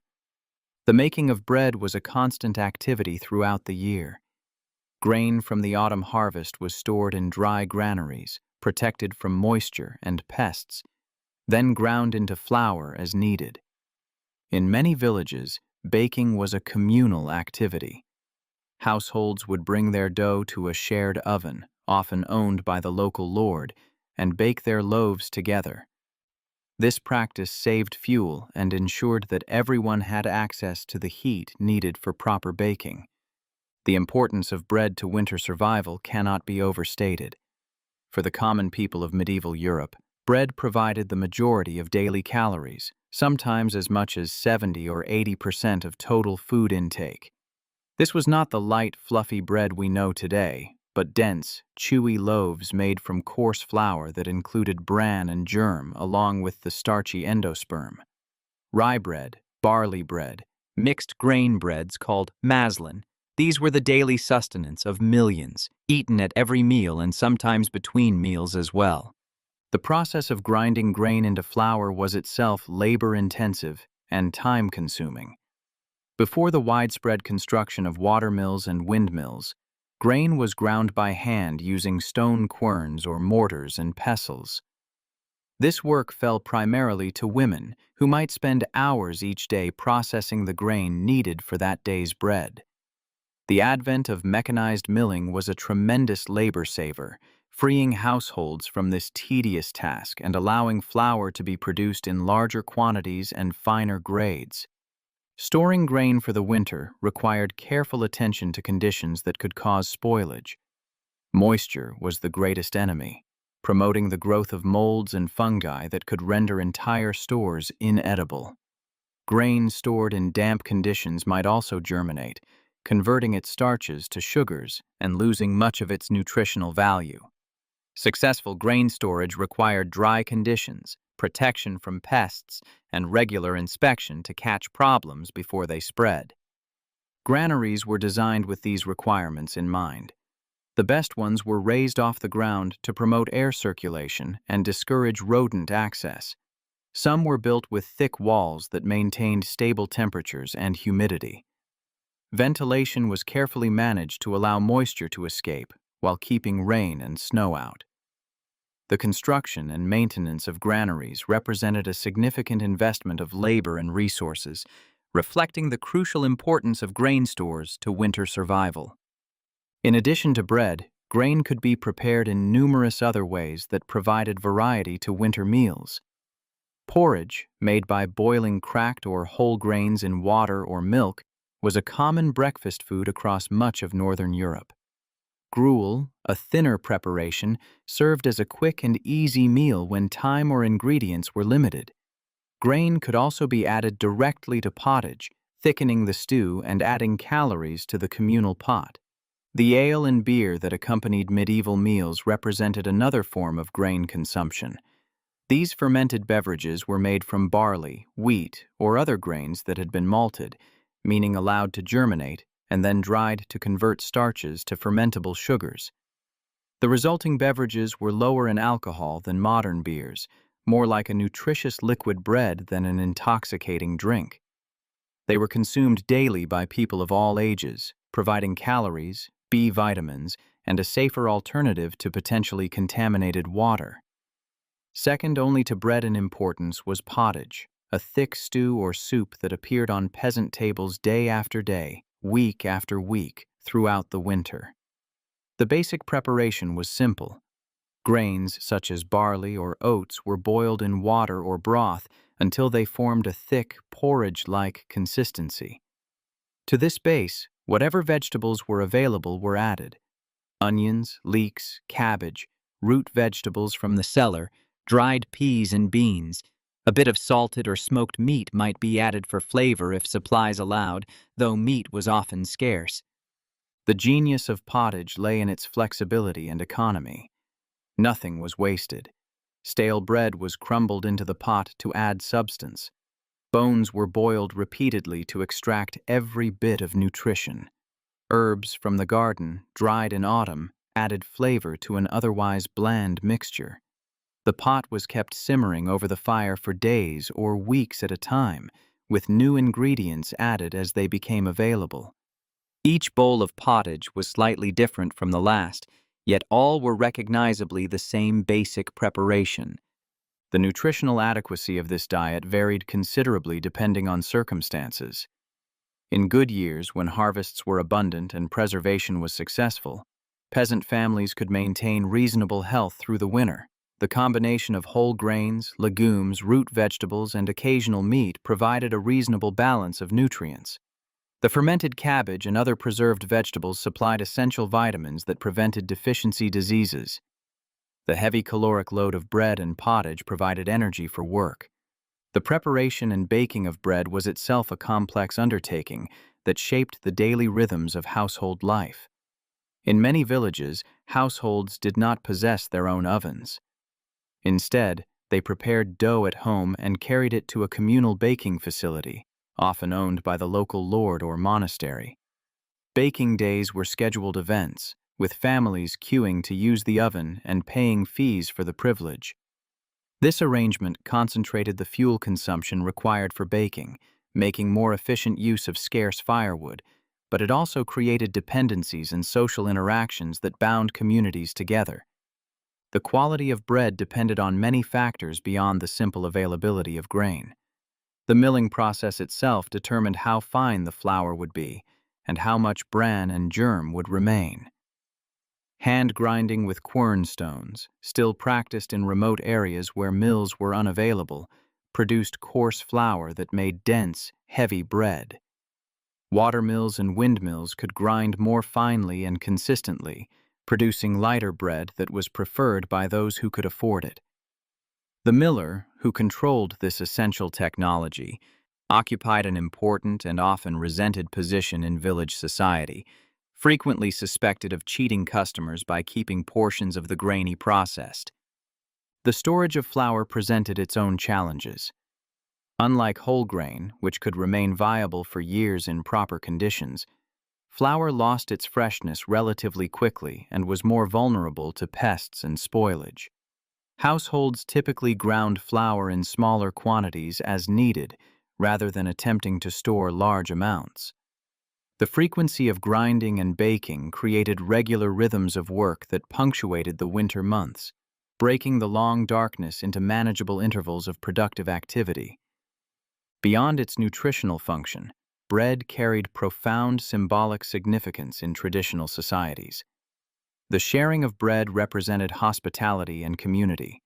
The phrase, breaking bread together, implied fellowship and trust. Religious ceremonies incorporated bread as a sacred element, and blessings over meals typically mentioned bread specifically.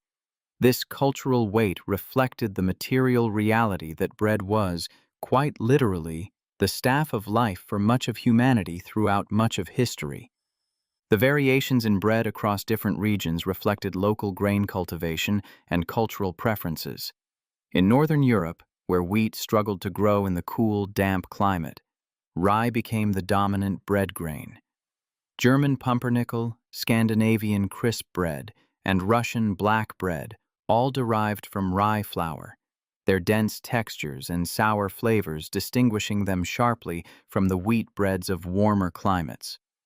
In Scotland and Ireland, oats provided the grain for flatbreads and oatcakes that sustained populations through long winters. Each tradition represented an adaptation to local conditions, making the best possible use of whatever grains would grow in that particular environment. But in bad years, the winter diet could be desperately inadequate. Failed harvests left granaries low. Lost livestock meant less meat to preserve. Families stretched their provisions thinner and thinner, filling hungry bellies with increasingly watered-down pottage and bread made from whatever could be ground into flour, including acorns, peas, beans, and, in desperate times, even less appetizing materials. The period between late winter and early spring, when stored provisions were running low, but new crops had not yet begun to grow, was known as the hungry gap. For the poor, this was a time of genuine danger, when starvation stalked the villages and the weak and elderly were most likely to succumb. The diary entries and account books that survive from these periods paint vivid pictures of winter subsistence. Households carefully tracked their stores, calculating how long provisions might last and making difficult decisions about rationing. Special occasions like Christmas might warrant dipping into preserved meat reserves, providing a welcome break from the monotony of daily pottage. But such indulgences had to be carefully measured against the demands of the months still to come. Interlude: the social dimensions of winter survival. Before exploring regional variations in preservation techniques, let us consider the social structures that made winter survival possible. No family, however skilled in the arts of preservation, could survive entirely on their own resources. Winter survival was fundamentally a communal enterprise, requiring cooperation, mutual aid, and shared institutions that distributed both the labor of preservation and the resources needed to see communities through the cold months. The medieval village was organized around the principles of collective survival. Common lands provided pasture for livestock and forage for pigs during the autumn fattening season. Shared ovens allowed households to bake bread without each maintaining their own fuel-consuming hearth. Mills, typically owned by the local lord, ground the grain that sustained the community. These shared resources distributed both the burdens and the benefits of agricultural life, ensuring that the community as a whole could survive even if individual families faced difficulties. The church played a significant role in winter survival, particularly through its control of food distribution during times of scarcity. Monasteries maintained large stores of preserved foods, and in times of famine, these stores might be opened to feed the hungry. The tithe system, which required farmers to contribute a portion of their harvest to the church, created reserves that could be drawn upon during emergencies. Religious institutions also preserved and transmitted knowledge about food preservation techniques, maintaining continuity of practice across generations. Nobility and manorial lords had responsibilities as well as privileges in the medieval system. They were expected to provide for their tenants during times of crisis, opening their granaries when harvests failed and their dependents faced starvation. The relationship between lord and peasant, while profoundly unequal, included obligations that flowed in both directions. A lord who allowed his tenants to starve would lose the labor force he depended upon and might face rebellion or flight from those who survived. Mutual aid among neighbors was essential to the work of autumn preservation. The slaughtering, butchering, and processing of livestock required more hands than any single household possessed. Families helped each other with this intensive labor, knowing that their own turn would come and they would need similar assistance. This reciprocal cooperation created bonds of obligation and trust that extended beyond the immediate work of preservation, strengthening the social fabric that held communities together. The storage and sharing of food during winter also involved social dimensions. Families in better circumstances might provide for those facing shortage, lending grain or sharing preserved foods with the expectation of reciprocation in future years.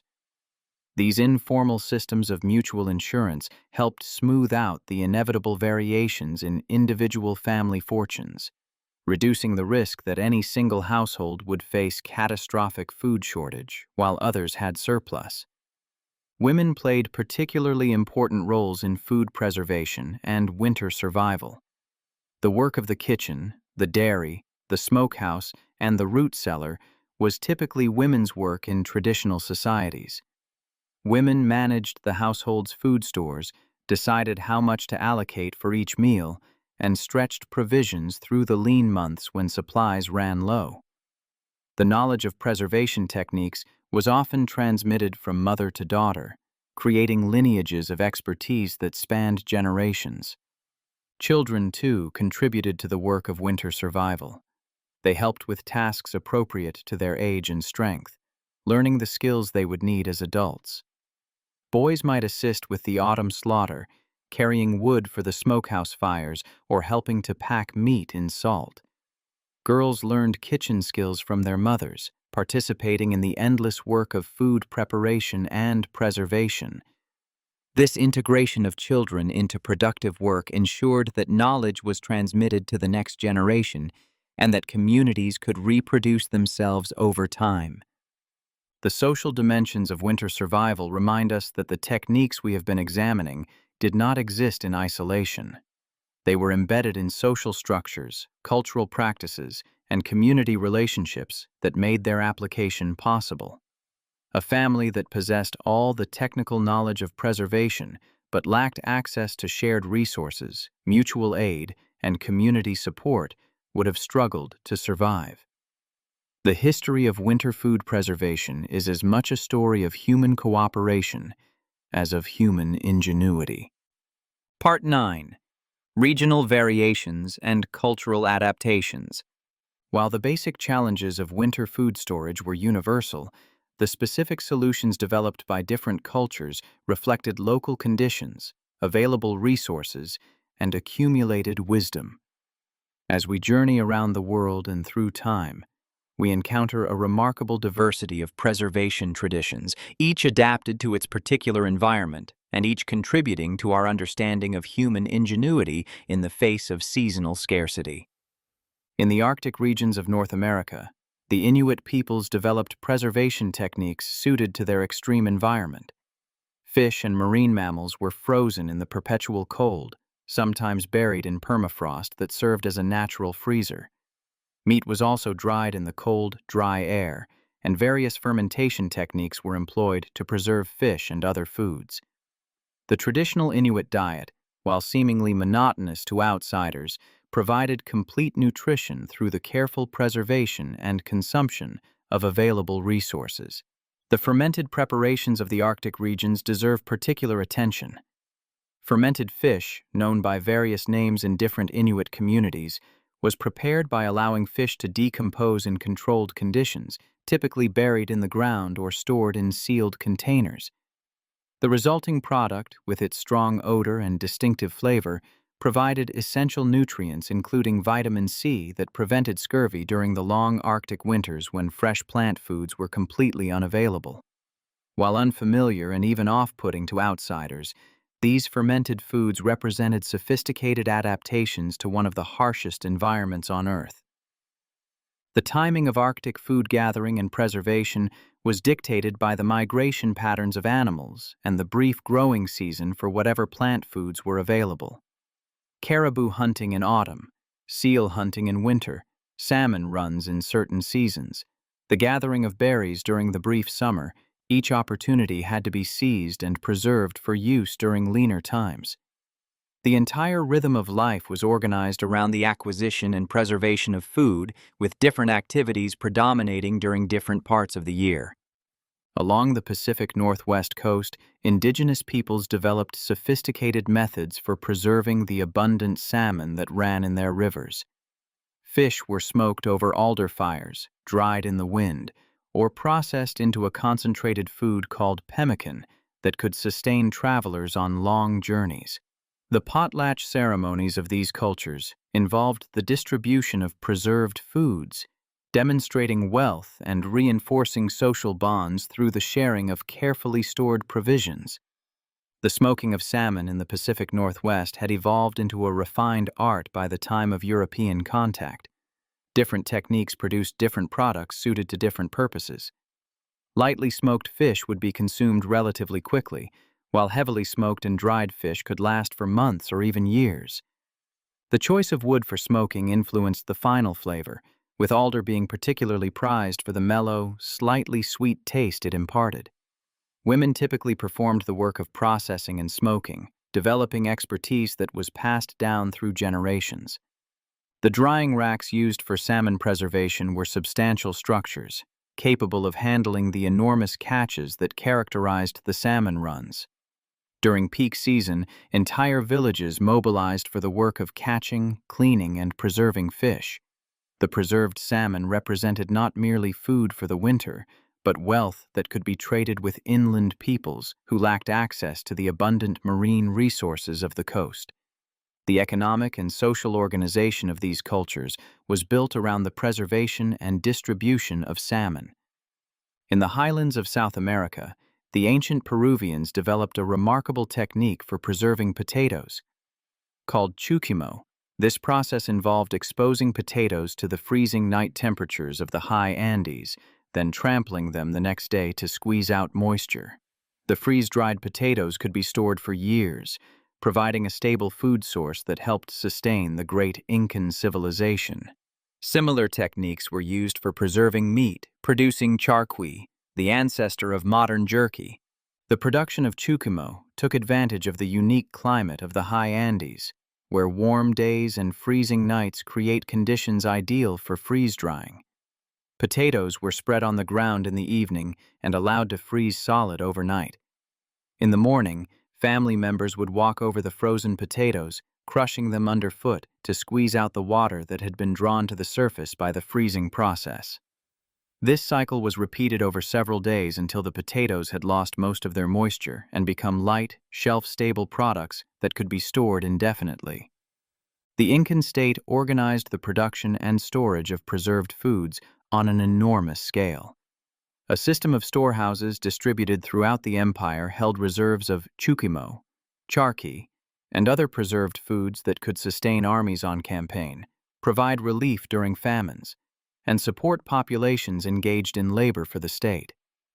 These storage facilities, built at high altitudes where the cold, dry air naturally preserved their contents, represented a level of food security that few pre-modern civilizations achieved. The Mediterranean region developed its own distinctive preservation traditions.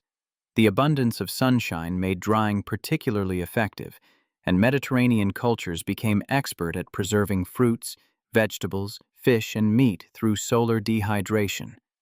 Olives were preserved in brine, olive oil served as a preserving medium for various foods, and the region's wines and vinegars provided essential acids for pickling.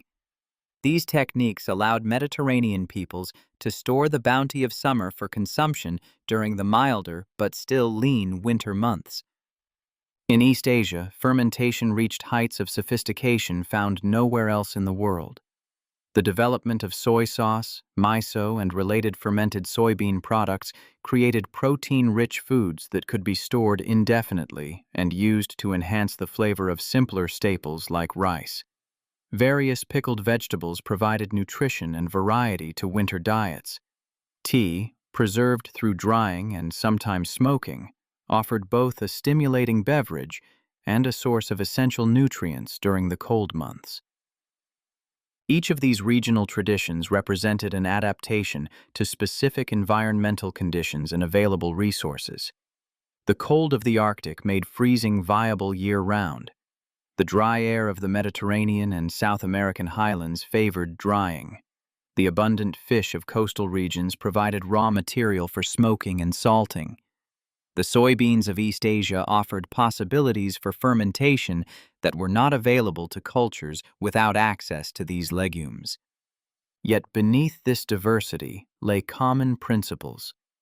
All successful preservation methods worked by either removing moisture, adding antimicrobial substances like salt or acid, or harnessing beneficial microorganisms to crowd out harmful ones. The specific techniques varied enormously, but the underlying logic was remarkably consistent.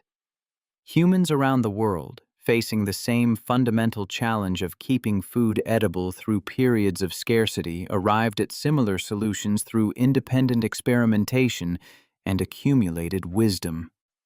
Part 10. The Ice Trade and the Beginnings of Modern Refrigeration. As we approach the modern era, a new technology began to transform the ancient challenges of food preservation. The harvesting, transportation, and storage of natural ice created possibilities that our pre-modern ancestors could scarcely have imagined.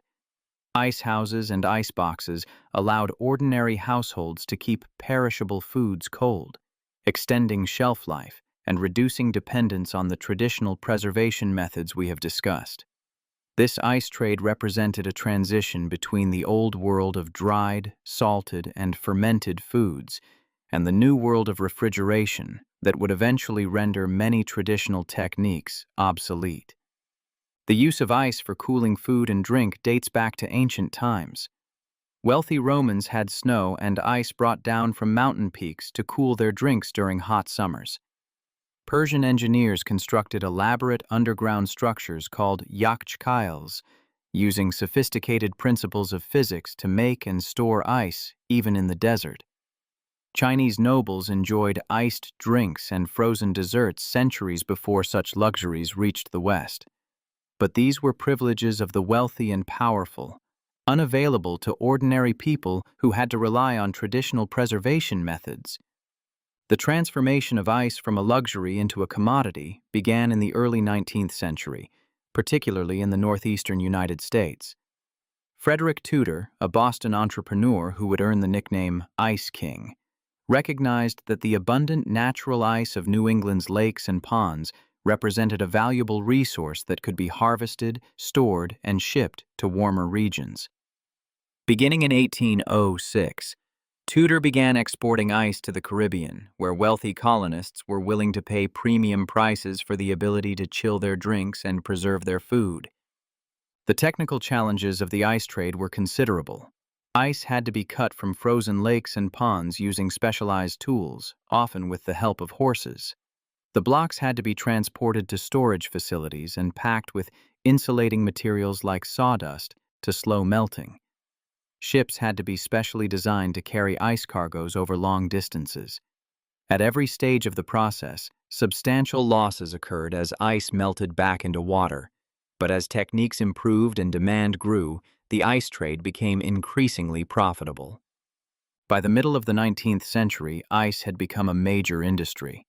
In 1855, approximately 2 million tons of ice were kept in storage in warehouses across the United States. Ice was shipped not only to the American South and the Caribbean, but to destinations as distant as India, where wealthy colonists paid handsomely for the ability to maintain a cold larder in the tropical heat. Cities like New York and Philadelphia consumed enormous quantities of ice during their hot summers, and a network of ice houses, ice wagons, and ice delivery services developed to meet the demand. The household icebox represented the final link in this chain. These insulated cabinets, typically made of wood and lined with tin or zinc, held a block of ice that kept the contents cold for a day or two before melting. Icemen delivered fresh blocks on regular routes, replacing the melted ice and ensuring that households could maintain cold storage. For the first time in history, ordinary families could keep milk, meat, and other perishables cold in their own homes, dramatically extending the freshness of their food. The ice trade transformed American eating habits. Fresh vegetables and fruits became available for longer periods. Milk could be stored without souring so quickly. Butter and cheese remained firm rather than melting in the summer heat. The preservation methods that had sustained humanity for millennia did not disappear, but they began to be supplemented by the simple expedient of keeping food cold. This was the beginning of a revolution that would culminate in the electric refrigerator, the freezer, and the global cold chain that now brings fresh food from any corner of the world to any grocery store shelf. Interlude: the transformation of American eating. The ice trade did more than simply make cold storage available to ordinary households. It initiated a transformation in American eating habits that would eventually spread around the world, changing not only how food was preserved, but also how it was produced, distributed, and consumed. Understanding this transformation helps us appreciate the magnitude of change that separates our contemporary food system from the traditional preservation methods we have been examining.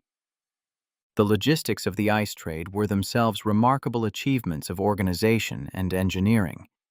In New England, where the industry centered, entire lakes were managed as ice farms. The surface was kept clear of snow to allow the ice to thicken properly. When conditions were right, crews of men with horse-drawn ice plows scored the surface into a grid pattern, then cut the blocks free with long saws.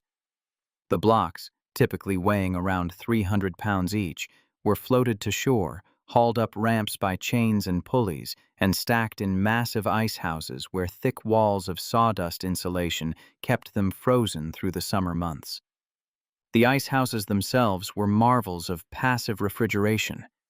Built with double walls filled with sawdust, straw, or other insulating materials, they could maintain temperatures near freezing, even as summer heat baked the exterior.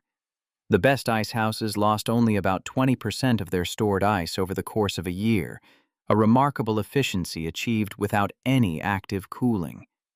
The design principles used in these structures, maximizing insulation and minimizing air exchange, represented an evolution of the same ideas that had guided the construction of root cellars for centuries.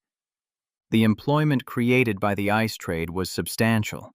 During the harvest season, thousands of workers descended on frozen lakes to cut, haul, and store the ice. These were often farmers for whom the ice harvest provided welcome winter income during the agricultural off-season. The work was cold, wet, and dangerous, with men occasionally falling through weakened ice or suffering injuries from the heavy equipment used in harvesting. Yet the pay was relatively good, and the seasonal nature of the work made it compatible with farming schedules. Transportation of ice over long distances required careful planning and execution. Ice ships were specially constructed with thick insulation to minimize melting during transit. Even so, voyages to distant ports like Calcutta, Hong Kong, or Rio de Janeiro might lose half their cargo to melting before arrival. The economics of the trade depended on selling the surviving ice at prices high enough to cover not only the costs of harvesting and shipping, but also the losses incurred along the way. That such a trade could be profitable at all testifies to the intensity of demand for cold in warm climates where natural ice was unknown. The social implications of ice availability extended beyond simple food preservation. Ice cream, once a rare luxury available only to the wealthy, became increasingly accessible as ice became more widely available. Iced drinks, particularly cold water and iced tea, became popular refreshments during hot summer months. Hospitals used ice to reduce fevers and preserve medications. The fishing industry expanded as catches could be kept cold during transport to market. Each of these developments represented a small improvement in daily life made possible by the mundane miracle of frozen water transported from winter ponds to summer cities. Before reliable cold storage, American diets followed seasonal rhythms similar to those in Europe and elsewhere. Fresh fruits and vegetables were available only during the growing season. Meat was preserved through salting and smoking, consumed fresh only immediately after slaughter. Dairy products had to be transformed into butter and cheese to extend their usefulness beyond a few days. The diet varied dramatically between seasons, with summer abundance giving way to winter monotony. The availability of ice began to change these patterns. Fresh meat could be kept cold for days rather than hours, reducing the need for immediate preservation. Milk could be stored without souring, at least for a while. Fresh produce could be transported from farm to city market, maintained in cool conditions that extended its shelf life. The icebox, that wooden cabinet with its block of melting ice, became a standard feature of American kitchens, a modest piece of furniture that revolutionized domestic food management. The ice trade also enabled new industries and new forms of food distribution. Meat packing plants in Chicago could slaughter animals, pack the meat in ice, and ship it by refrigerated railroad car to cities across the country. Fresh fish from the coasts could reach inland markets in edible condition. The brewing industry expanded dramatically, as ice allowed for the production and storage of lager beers that required cold fermentation. These developments laid the groundwork for the industrial food system that would emerge in the 20th century. For individual households, the implications were profound. The housewife, who had once devoted substantial time and energy to food preservation, found that some of these tasks became less urgent. Fresh food could be purchased more frequently from markets and grocers, stored briefly in the icebox, and consumed before spoilage set in. The seasonal rhythms of preservation, the autumn intensity of slaughtering and smoking and salting, began to ease as alternative methods of keeping food fresh became available. Yet the Ice Age was itself a transitional period, a bridge between the traditional methods we have examined and the modern refrigeration that would eventually supersede them. Ice remained a natural product, harvested from frozen lakes and ponds, subject to the vagaries of weather and climate. Warm winters meant poor ice harvests, which could lead to shortages and high prices in the following summer. The ice trade was labor-intensive, requiring armies of workers to cut, store, transport, and deliver the frozen blocks that kept America cool. The development of mechanical refrigeration in the late 19th and early 20th centuries resolved these limitations. Machines could produce ice and cold storage regardless of the weather outside. Refrigerated railroad cars no longer depended on supplies of natural ice. By the 1920s, electric refrigerators were beginning to appear in American homes, and by mid-century, they had become nearly universal. The ancient problem of keeping food cold had been definitively solved, at least for those with access to electricity and the means to purchase the necessary appliances. The triumph of mechanical refrigeration completed the transformation that the ice trade had begun. Fresh food became available year-round, shipped from distant climates and maintained in cold storage throughout the supply chain. The seasonal rhythms that had defined human eating for millennia faded into the background, replaced by a constant availability that would have seemed miraculous to our ancestors. A winter strawberry, a summer apple.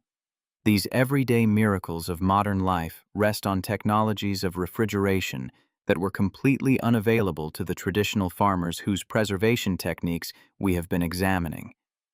This transformation came with costs as well as benefits. The traditional skills of food preservation, once universal knowledge essential to survival, became specialized hobbies rather than vital life skills. Communities that had once cooperated in the work of autumn preservation found their bonds weakened as individual households became self-sufficient in their refrigerator-equipped kitchens.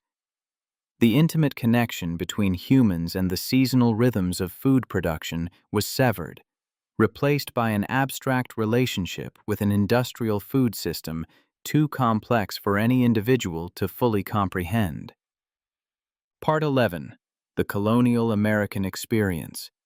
As we near the end of our journey through the history of winter food preservation, let us pause to examine one particular time and place in detail: colonial America, where European settlers brought their traditional preservation knowledge to a new continent and adapted it to unfamiliar conditions. The experience of these early American farmers illustrates both the continuity of ancient traditions and the creativity required to apply them in new circumstances. For the colonists who settled along the Atlantic seaboard in the 17th and 18th centuries, the coming of autumn initiated a period of intensive preparation for winter. The growing season was over, the harvest was in, and the work of preservation began in earnest. Fresh produce could only be enjoyed during the growing season, so families intentionally grew more food than they could immediately consume, preserving the surplus for the lean months ahead. The methods used by colonial Americans would have been familiar to their medieval ancestors. Drying remained a primary technique for preserving fruits, vegetables, and herbs. Apples, peaches, pumpkins, beans, and berries were laid out on clean surfaces in sunny areas and covered with fine cloth to keep insects away. Over days or weeks, the moisture gradually evaporated, leaving behind shelf-stable products that could be stored in pantries and cellars. Sugaring, the preservation of fruits in heavy syrup, became increasingly common as sugar became more affordable during the 18th century. Colonial housewives learned to make preserves, jams, and jellies that could last for months in properly sealed containers. If the top layer of syrup gathered mold, it was simply scraped away and the fruit beneath remained edible. This technique, traceable to medieval Europe, found new applications in the American context. Smoking was ubiquitous on colonial farms. The smokehouse was a standard outbuilding, typically a small square structure with a pyramid-shaped roof and rafters from which meat could be hung. In the center of the room, a fire pit maintained a low, smoky fire that dried the meat without cooking it. The process could take weeks, but the resulting smoked hams, bacon, and other products could last for months in proper storage. Salting, too, played a crucial role. Meat was rubbed with salt, packed into wooden barrels, and covered with brine to create a preserved product that, while tough and intensely salty, would sustain families through the winter. The brine-preserved meat required hours of soaking before cooking to remove excess salt, but it provided essential protein when fresh meat was unavailable. Pickling extended the life of vegetables that could not be easily dried.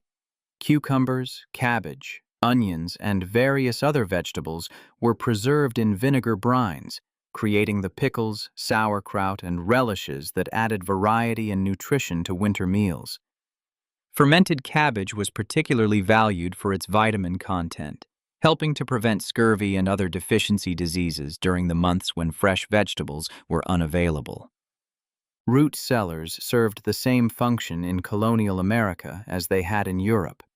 Potatoes, turnips, carrots, beets, and other root vegetables were stored in cool, dark underground spaces where they could remain edible for months. Apples and winter squash were also stored in cellars, along with crocks of preserved foods, barrels of cider, and other provisions.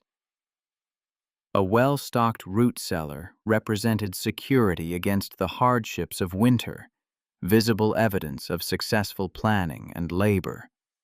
The colonial experience also involved adaptation to new crops and new conditions. Maize, the indigenous American crop, became a staple of colonial agriculture.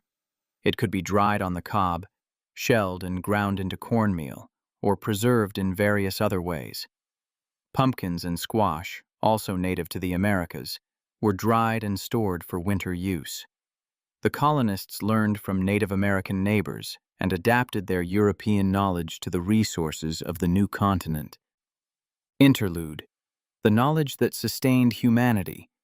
As we near the end of our journey, let us take a moment to reflect on the extraordinary body of knowledge represented by traditional food preservation. This was not knowledge recorded in books or taught in schools, at least not until relatively recent times. It was knowledge embedded in practice, transmitted through observation and participation, refined through countless generations of trial and error. Every successful winter, every family that emerged from the cold months with food to spare, represented the accumulated wisdom of ancestors stretching back to the earliest farmers. Consider what a skilled preserver of the traditional era had to know. They understood which foods could be dried and which required other methods of preservation. They knew how to judge the quality of salt and how much to use for different types of meat. They could recognize the signs of successful fermentation and distinguish them from the warning signs of spoilage. They knew the proper temperature and humidity for root cellars and how to adjust ventilation as conditions changed. They understood the behavior of smoke and fire, how long to expose meat to achieve proper preservation without overcooking or burning. This body of knowledge extended beyond simple recipes or procedures. It encompassed an understanding of seasonal timing, knowing when to slaughter animals for optimal fat content, when to harvest vegetables for best storage life, when to expect the conditions that would allow outdoor smoking or natural freezing. It included awareness of environmental factors, recognizing the signs of weather changes that might affect preservation work, understanding how different microclimates in a single cellar would affect different stored foods. It demanded the ability to improvise and adapt, responding to unexpected conditions or the failure of expected supplies. The sensory skills required for traditional preservation were highly developed. Experienced preservers could judge the salt content of brine by taste, assess the progress of fermentation by smell, determine the dryness of preserved meat by feel. They knew what properly cured bacon should look like and could distinguish it from meat that had not been adequately processed. They could detect the early stages of spoilage long before a product became obviously rotten. These perceptual abilities, honed through years of practice, were essential to successful preservation. This knowledge was practical rather than theoretical. Traditional preservers did not understand the microbiology of spoilage or the chemistry of curing. They did not know about bacteria, yeasts, or the role of water activity in food safety. But they knew what worked, and they knew it with a precision that modern science can only admire. The empirical techniques developed over millennia of experimentation produced results that were remarkably reliable, sustaining human populations through countless winters without the benefit of scientific understanding. The transmission of this knowledge from generation to generation was a process of profound importance. Children learned by doing, participating in the work of preservation from their earliest years, and gradually taking on more responsibility as they matured. Young women learned from their mothers the arts of the kitchen and the dairy. Young men learned from their fathers the skills of the smokehouse and the slaughterhouse.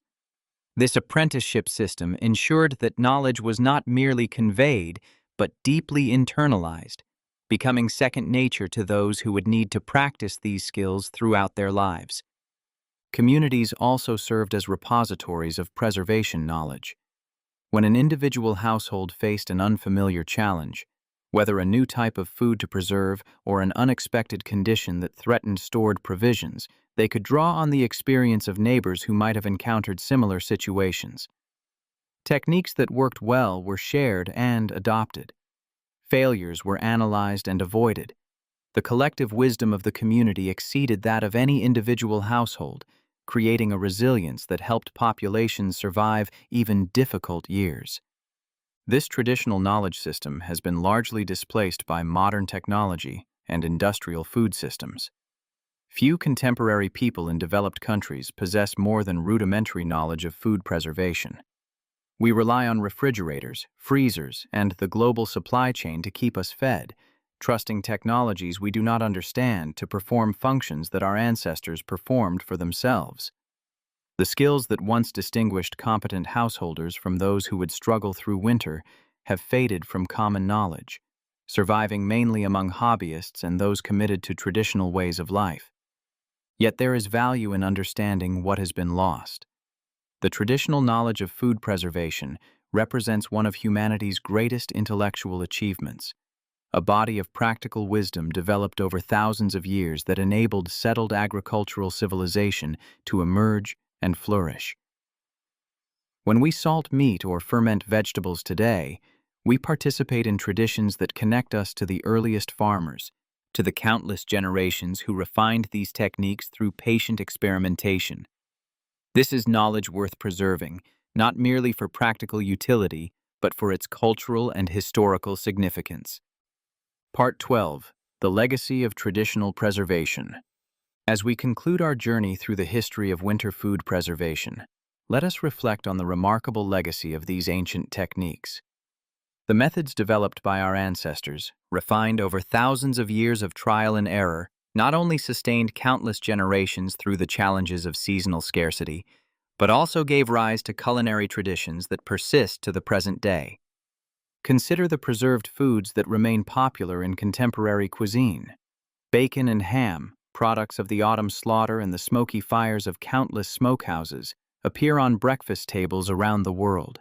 Sauerkraut and kimchi, fermented vegetables that kept our ancestors healthy through vitaminless winters, have experienced a renaissance as their probiotic benefits are rediscovered. Dried fruits and jerky, the ancient standbys of travelers and winter stores, remain popular snacks and trail foods. Pickles and preserves line grocery store shelves, industrialized versions of preparations that colonial housewives once made in their own kitchens. More than specific foods, the traditional preservation methods represent a form of accumulated wisdom that connects us to our ancestors across the centuries. When we smoke meat or ferment vegetables, we participate in traditions that stretch back thousands of years to the first farmers who learned through necessity to stretch their harvests through the winter. The knowledge encoded in these techniques, the understanding of how salt inhibits bacteria or how lactic acid fermentation transforms vegetables, was hard-won through generations of experimentation. The advent of modern refrigeration and industrial food processing has rendered many traditional preservation methods unnecessary for survival. We no longer need to salt our own meat or dig root cellars to make it through the winter. Fresh food is available year-round, shipped from distant climates and kept cold by mechanical refrigeration. The seasonal rhythms that once defined human existence have been smoothed away by technological progress. Yet something valuable has been lost in this transition. The skills of traditional food preservation, once universal knowledge passed from parent to child, have become specialized hobbies rather than essential life skills. The connection between food and season, between harvest and preservation and winter sustenance has been severed for most modern people. We eat strawberries in January without thinking about the vast system of greenhouses, refrigerated trucks, and global supply chains that make such wonders possible. There are signs of renewed interest in traditional preservation methods. The local food movement has encouraged many people to rediscover the arts of canning, fermenting, and drying. Home gardens and farmers' markets provide raw materials for those who wish to put up their own preserves. Books and websites offer instruction in techniques that were once transmitted through family tradition. For some, this represents a return to self-sufficiency and a desire to understand where food comes from. For others, it is simply an appreciation for the superior flavors that traditional preservation can produce. Whatever motivates this revival, it connects contemporary practitioners to a heritage that stretches back to the first farmers. The root cellar dug in a modern backyard operates on the same principles as the storage pits of Neolithic villages. The sauerkraut fermenting in a contemporary kitchen jar undergoes the same biochemical transformations as the fermented cabbage of medieval Europe. The smoked salmon on a fancy restaurant plate owes its existence to techniques developed by indigenous peoples of the Pacific Northwest and refined by European traditions over centuries. The resurgence of interest in traditional preservation has been accompanied by a growing appreciation for the flavors these techniques produce. Industrial food processing, for all its efficiency, tends to produce standardized products with predictable but often bland flavors. Traditional preservation methods, by contrast, produce foods with complex, nuanced tastes that develop over time. The fermented vegetables of a farmhouse kitchen, with their subtle variations from batch to batch, offer a depth of flavor that mass-produced alternatives cannot match. This qualitative difference has helped drive a revival of artisanal preservation among consumers who value taste as well as nutrition. The environmental implications of traditional preservation have also attracted attention in an era of climate awareness. The global cold chain that delivers fresh food year-round depends on enormous inputs of energy, most of it derived from fossil fuels. Refrigerated warehouses, refrigerated trucks, refrigerated display cases in grocery stores. All of these draw electrical power continuously, contributing to carbon emissions and climate change. Traditional preservation methods, by contrast, require little or no ongoing energy input. A barrel of sauerkraut or a cellar full of root vegetables represents stored food with virtually no carbon footprint beyond the original growing and harvesting. This is not to suggest that modern society could or should abandon refrigeration in favor of traditional methods. The global food system feeds billions of people, and any rapid disruption to that system would cause immense suffering. But understanding traditional preservation reminds us that alternatives exist, that human societies sustained themselves for thousands of years without electricity or fossil fuels, and that the accumulated wisdom of our ancestors offers lessons that remain relevant in a changing world. The relationship between humans and their food has been fundamentally transformed over the past century or two. For most of human history, the majority of people were directly involved in growing, harvesting, and preserving the food they ate. Today, in developed countries, only a tiny fraction of the population works in agriculture, and even fewer engage in traditional food preservation. The rest of us are dependent on complex systems of production and distribution that we neither understand nor control. This disconnection from food production represents a profound change in the human condition, one whose full implications we are still coming to understand. Concluding thoughts. And so we come to the end of our journey, though in truth the story we have explored has no real ending. The challenges that drove our ancestors to develop their remarkable preservation techniques remain with us, even if technology has changed how we address them. Food still spoils, seasons still turn. The need to sustain ourselves through periods of scarcity remains a fundamental fact of existence. even if we have largely delegated the solution to industrial systems beyond our individual control.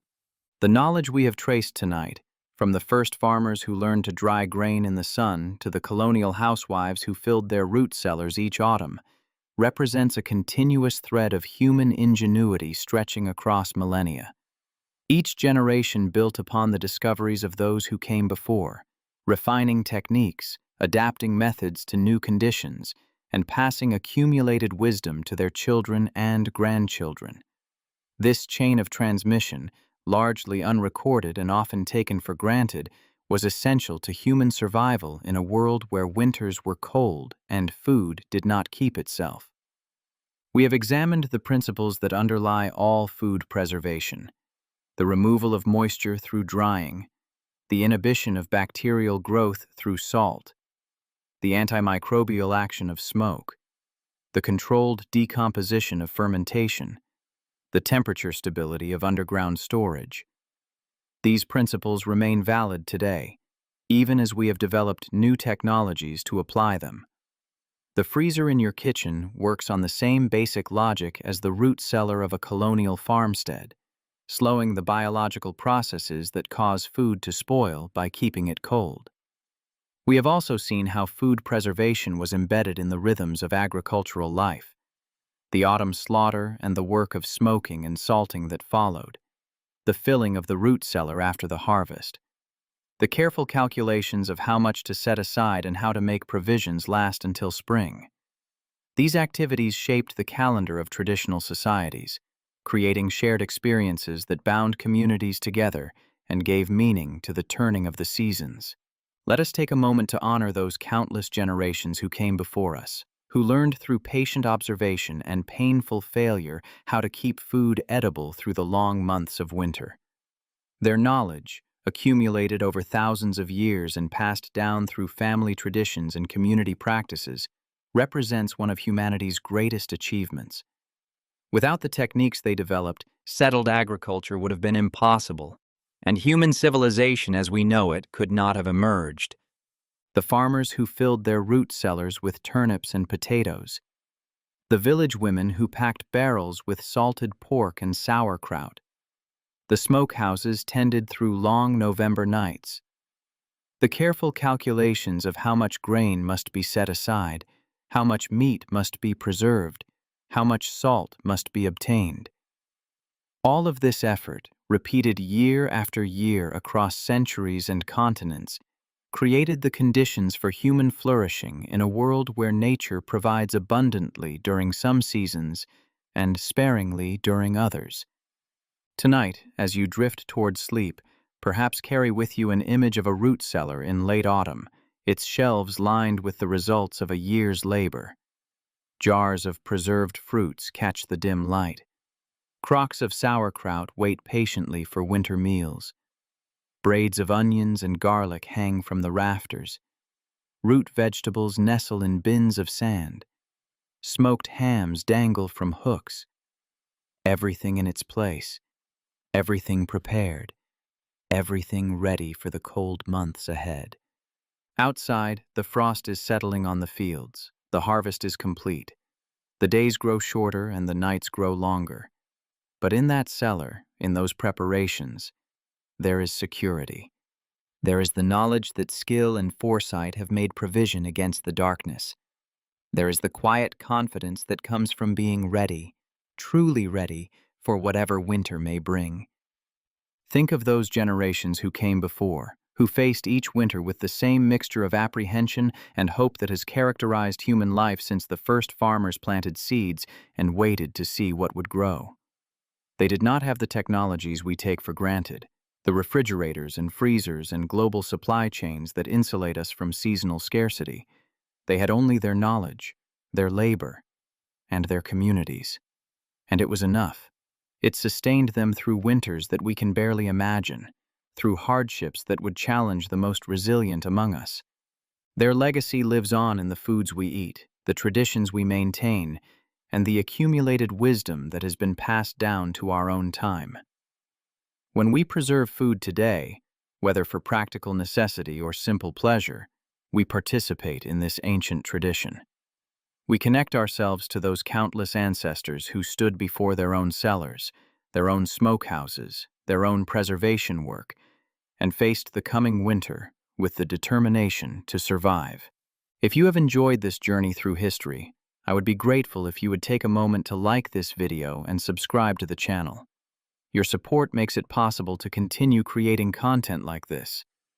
Thank you for spending this time with me, and I wish you peaceful rest and pleasant dreams. Good night.